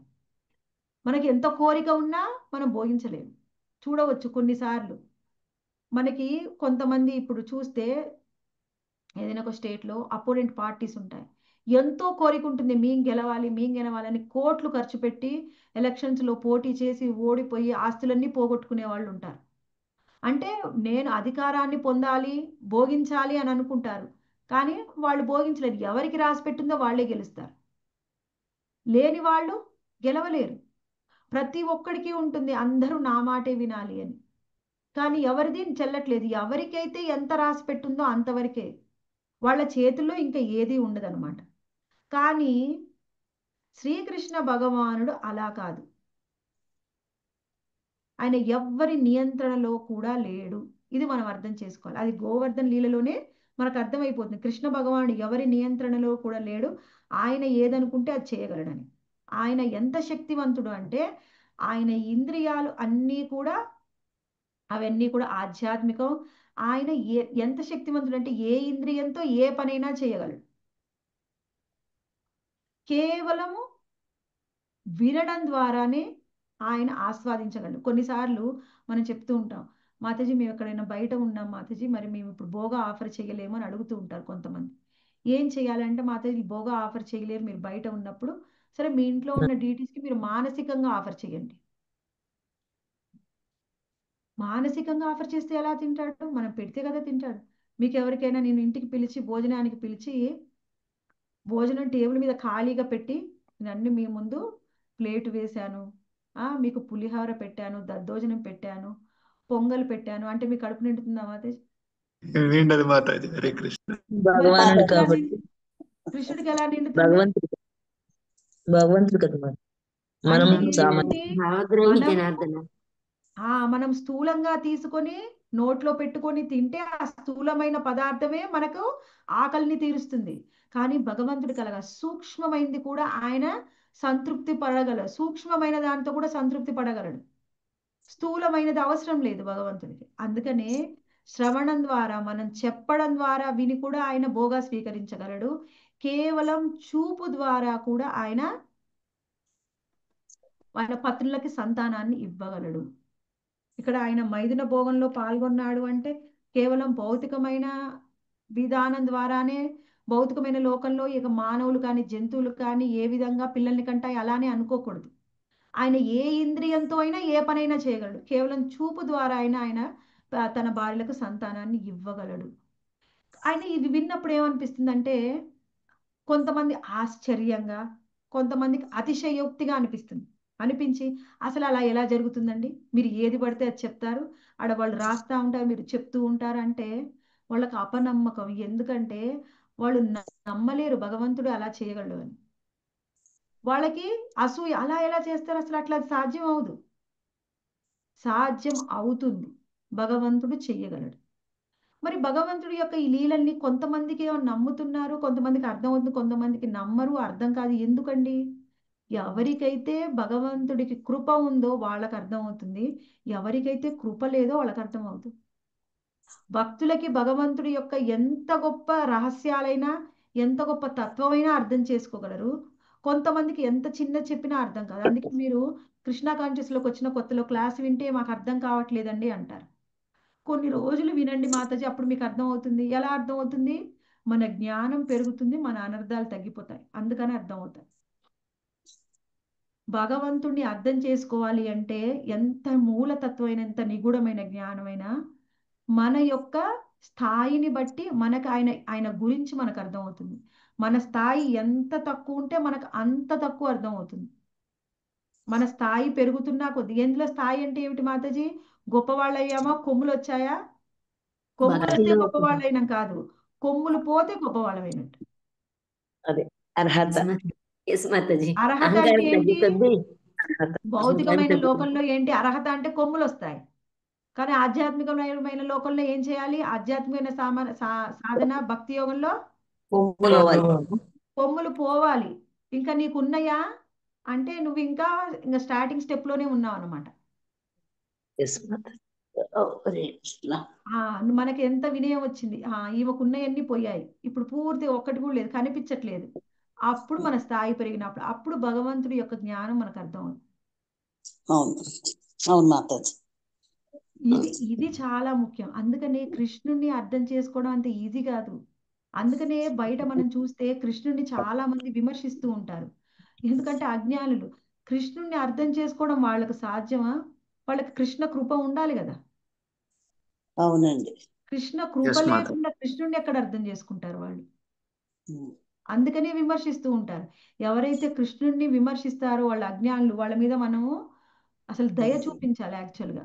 ఎంత అజ్ఞానులు, వీళ్ళకి ఎన్ని జన్మలు, ఎన్ని కోట్ల జన్మలు కావాలి అని దయ చూపించాలి మనం. ఎవరైతే భక్తిలో పురోగతి చెందుతారో వాళ్ళకి కృష్ణుడు అర్థం అవుతాడు, కృష్ణ తత్వం అర్థం అవుతుంది. కృష్ణ తత్వం అంత సులభమైంది కాదండి, మొత్తం కృష్ణుడే. ఆయన తత్వం అర్థమైందంటే మనకి మొత్తం అర్థమైనట్టే. అది భక్తులకే అర్థమవుతుంది. ఎవరికైతే కొంతైనా సుకృతి, భక్తుల ద్వారా కొంత వినండి, అప్పుడు అనర్థాలు తొలగిపోతూ ఉంటే, మనలో అనర్థాలు ఎంత తొలగిపోతూ ఉంటే అప్పుడు కృష్ణుడు మనకు అర్థం అవుతూ ఉంటాడు. ఓకే మాతాజీ. హరే కృష్ణ మాతాజీ. హరే కృష్ణ. మనం మిగిలిన 24వ శ్లోకం నుంచి రేపు చర్చించుకుందాం. ఈ రోజు క్లాస్లో ఏమైనా క్వశ్చన్స్ కానీ డౌట్స్ ఏమైనా ఉంటే అడగండి. హరే కృష్ణ. అడగండి మాతాజీ. భగవంతుడి యొక్క ఆంతరిక శక్తి 3 రకాలు. అందులో మొదటిది సంధిని శక్తి, రెండవది సంవిత్ శక్తి, మూడవది హ్లాదిని శక్తి. సంధిని శక్తి స్వయంగా బలరాముడి యొక్క రూపం, బలరాముడు అస్తిత్వానికి భగవంతుడి యొక్క అస్తిత్వం అన్నమాట. సంధిని శక్తి అంటే ఏమిటి? ఈ మొత్తము సృష్టి అంతా కూడా కృష్ణుడి నుంచే వచ్చింది. అది మొత్తం కూడా ఎవరి నుంచి వచ్చింది? బలరాముడి నుంచి వచ్చింది. సంవిత్ శక్తి అంటే జ్ఞానము, అంతే కదా మాత. మొత్తం సృష్టి బలరాముడు, కృష్ణుడి నుంచి కేవలం బలరాముడు వచ్చాడు, మిగిలిన అంత సృష్టి బలరాముడి నుంచే వచ్చింది. అవును, ఫస్ట్ బలరాముడు. అది సంధిని శక్తి. రెండవది సంవిత్ అంటే జ్ఞానము, భగవంతుడి యొక్క జ్ఞానానికి ప్రతీక అన్నమాట. మూడవది హ్లాదిని శక్తి, అది స్వయంగా శ్రీమతి రాధారాణి. మరి సంవిత్ శక్తికి దానికి ఎవరు మాత? జ్ఞానం స్వయంగా భగవంతుడి యొక్క జ్ఞానం, అంతే మాతాజీ. ఒక రూపం లేదు, స్వయంగా భగవంతుడి యొక్క జ్ఞానం. అన్ని రూపాల్లో ఏ విధంగా అయినా పూర్తి ఆయన జ్ఞాన సంపన్నుడు. భగవంతుని యొక్క జ్ఞానం సంవిత్ శక్తి అంటే జ్ఞానం. ఓకే, సో ఇక భగవంతుడే అనుకోవచ్చు, అంతేగా మాతాజీ? భగవంతుడే స్వయంగా. అంటే ఆయన ఆంతరిక శక్తి 3 రూపాలు. మొత్తము ఆయన శక్తి 3 రకాలు మాతాజీ. బాహ్య శక్తి, ఆంతరిక శక్తి మరియు తటస్థ శక్తి. బాహ్య శక్తి అంటే భౌతికమైన ప్రకృతి. ఆంతరిక శక్తి ఇప్పుడు మనం చెప్పుకున్నాం, ఆధ్యాత్మిక శక్తి. అది ఇంకొకటి తటస్థ శక్తి. తటస్థ శక్తి ఎవరు? మనమందరం, అన్ని జీవులు. Okay Mataji, thank you. ఇంకొకటి తటస్థ శక్తి. ఎందుకు మాతాజీ తటస్థ శక్తి అన్నారు? జీవుల్ని కాసేపేమో భౌతికంగా ఉంటాం, బాగా లౌకికంగా ఉంటాం, 2 రకాలుగా ప్రవర్తిస్తూ ఉంటాం మాతాజీ. తటము అంటే ఒక నదీ తటంలో చూస్తే ఆ తటం అనేది ఎప్పుడైనా భూమిగా ఉండవచ్చు, ఎప్పుడైనా జలంగా కూడా మారవచ్చు. అంటే మనము ఆంతరిక శక్తిలో అయినా భాగంగా ఉండవచ్చు, బాహ్య శక్తిలో అయినా భాగంగా ఉండవచ్చు. అది మన యొక్క స్థాయిని బట్టి. అందుకని జీవులందరూ కూడా తటస్థ శక్తి. మాతాజీ మాతాజీ రమ్య మాతాజీ అడగండి. మహిషాగణం మీద భౌతిక ఆసక్తి ఉండదో ఏదో చెప్పారు కదా మాతాజీ. ఇప్పుడు వాళ్ళు 16,108 మంది అని అన్నారు కదా మహిషాగణం అంటే. అది అదొకటి అర్థం కాదు, చిన్నగా పాయింట్. అంటే భగవంతుడి ఆంతరిక శక్తి స్వయంగా శ్రీమతి రాధారాణి యొక్క విస్తారాలు 3 విధాలుగా ఉన్నాయన్నమాట. ఇప్పుడు భగవంతుడి యొక్క అన్ని విస్తారాలు మనం చూసాం కదా. బలరాముడు, చతుర్వ్యూహాలు, ఆ తర్వాత పురుషావతారాలు, ఆయన నుంచి వచ్చిన అంశాలు, కళలు. అలాగే శ్రీమతి రాధారాణి యొక్క విస్తారాలు 3 రకాలు. ఒకటి లక్ష్మీగణ, మహిషీగణ, గోపిగణ. లక్ష్మీగణ అంటే వైకుంఠధామంలో స్వయంగా వైకుంఠనాథుడైనటువంటి ఆయన యొక్క నారాయణుడికి సేవలు అందిస్తూ ఉంటారు, వాళ్ళు లక్ష్మీగణ. మహిషీగణ అంటే మనకి ద్వారకా నగరంలో ఉన్నటువంటి ఆయన యొక్క రాణులు, 16,108 మంది. గోపిగణ అంటే బృందావన ధామంలో ఉన్నటువంటి గోపికలు. ఈ 3 విస్తారాలు కూడా అన్ని కూడా స్వయంగా రాధారాణి యొక్క విస్తారాలే. మిగిలిన ఏ విస్తారాలైనా కృష్ణుడి నుంచే వచ్చాయి. ఆయన యొక్క కన్సర్న్స్ అంటే ఆయనతో పాటు ఉన్నటువంటి ఆయన భాగస్వాములందరూ కూడా శ్రీమతి రాధారాణి నుంచి వచ్చారు. రాధారాణి కాకుండా మిగిలిన ఏ స్త్రీ రూపం లేనే లేదు. కృష్ణుడి పక్కన ఉన్నవారు ఎవరైనా రాధారాణి యొక్క అంశలే. సో లక్ష్మీగణ అంటే మనం ఆయన భార్యలు మొత్తం వస్తారు 16,108 మంది, అంతేగా మాతాజీ? మహిషీగణ అంటే 16,108 మంది. లక్ష్మీగణ నారాయణ సేవలు, నారాయణ సేవలో ఉండేది లక్ష్మీగణ మాతాజీ.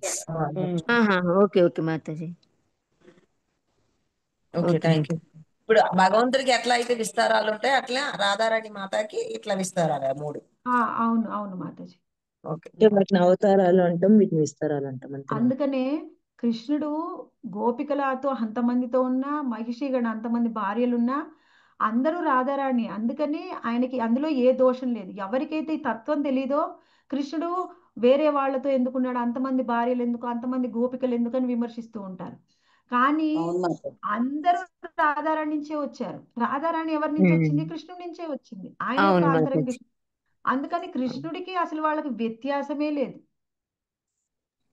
సో స్త్రీ అని ఇప్పుడు మన అందరూ శరీరానికి మనకి ఏం చేస్తాయి మాతాజీ, మన వేళ్ళు అన్నం ప్లేట్లో అన్ని మనకు పెడితే మన వేళ్ళు ఏం చేస్తాయి, కలిపి మన చెయ్యి మనకి ముద్దలు అందిస్తుంది కదా. మరి ఈ శక్తి అనేది మనకి మనకి మన నోటికి మన కడుపుకి ఆనందం. వేళ్ళకి ఏమైనా ఆనందం ఉందా? కానీ ఇది సేవనిస్తాయి. మనలో భాగమే కదా. ఈ వేళ్ళు అనేవి మనలో భాగమే. అందుకని నా చేతిని నా వేళ్ళని నేను ఎలా అయినా ఉపయోగించుకోవచ్చు, అది నా ఇష్టం. అలానే గోపికలందరూ కూడా కృష్ణుల్లో అంతర్భాగం. ఆయన ఎలా చూసినా అది ఆయన ఇష్టం. బాగుంది మాతాజీ. తత్వం తెలియకపోతే, తత్వం తెలుసుకున్న వాళ్ళకి బాగుంటది మాత్రం, తెలియని వాళ్ళు మీరు అన్నట్టు వివిధ రకాలుగా ఆలోచిస్తారు. అవును మాత. అందుకే తత్వం తెలుసుకోవాలి. తత్వం తెలుసుకున్న అందరికి అర్థం కాదు. కొంత భక్తుల కృప ఉండాలి. భక్తులు ఎవరో ఒక భక్తుడు కృప చూపిస్తేనే భక్తి వచ్చేది. భక్తుడు లేకుండా భక్తి ఎప్పటికీ రాదు. మాతాజీ లక్ష్మీ గణ అంటే నారాయణ సేవలో ఉన్నది అన్నారు. మహిషి అంటే మాతాజీ ఏంటి మాతాజీ? లక్ష్మీ సేవ.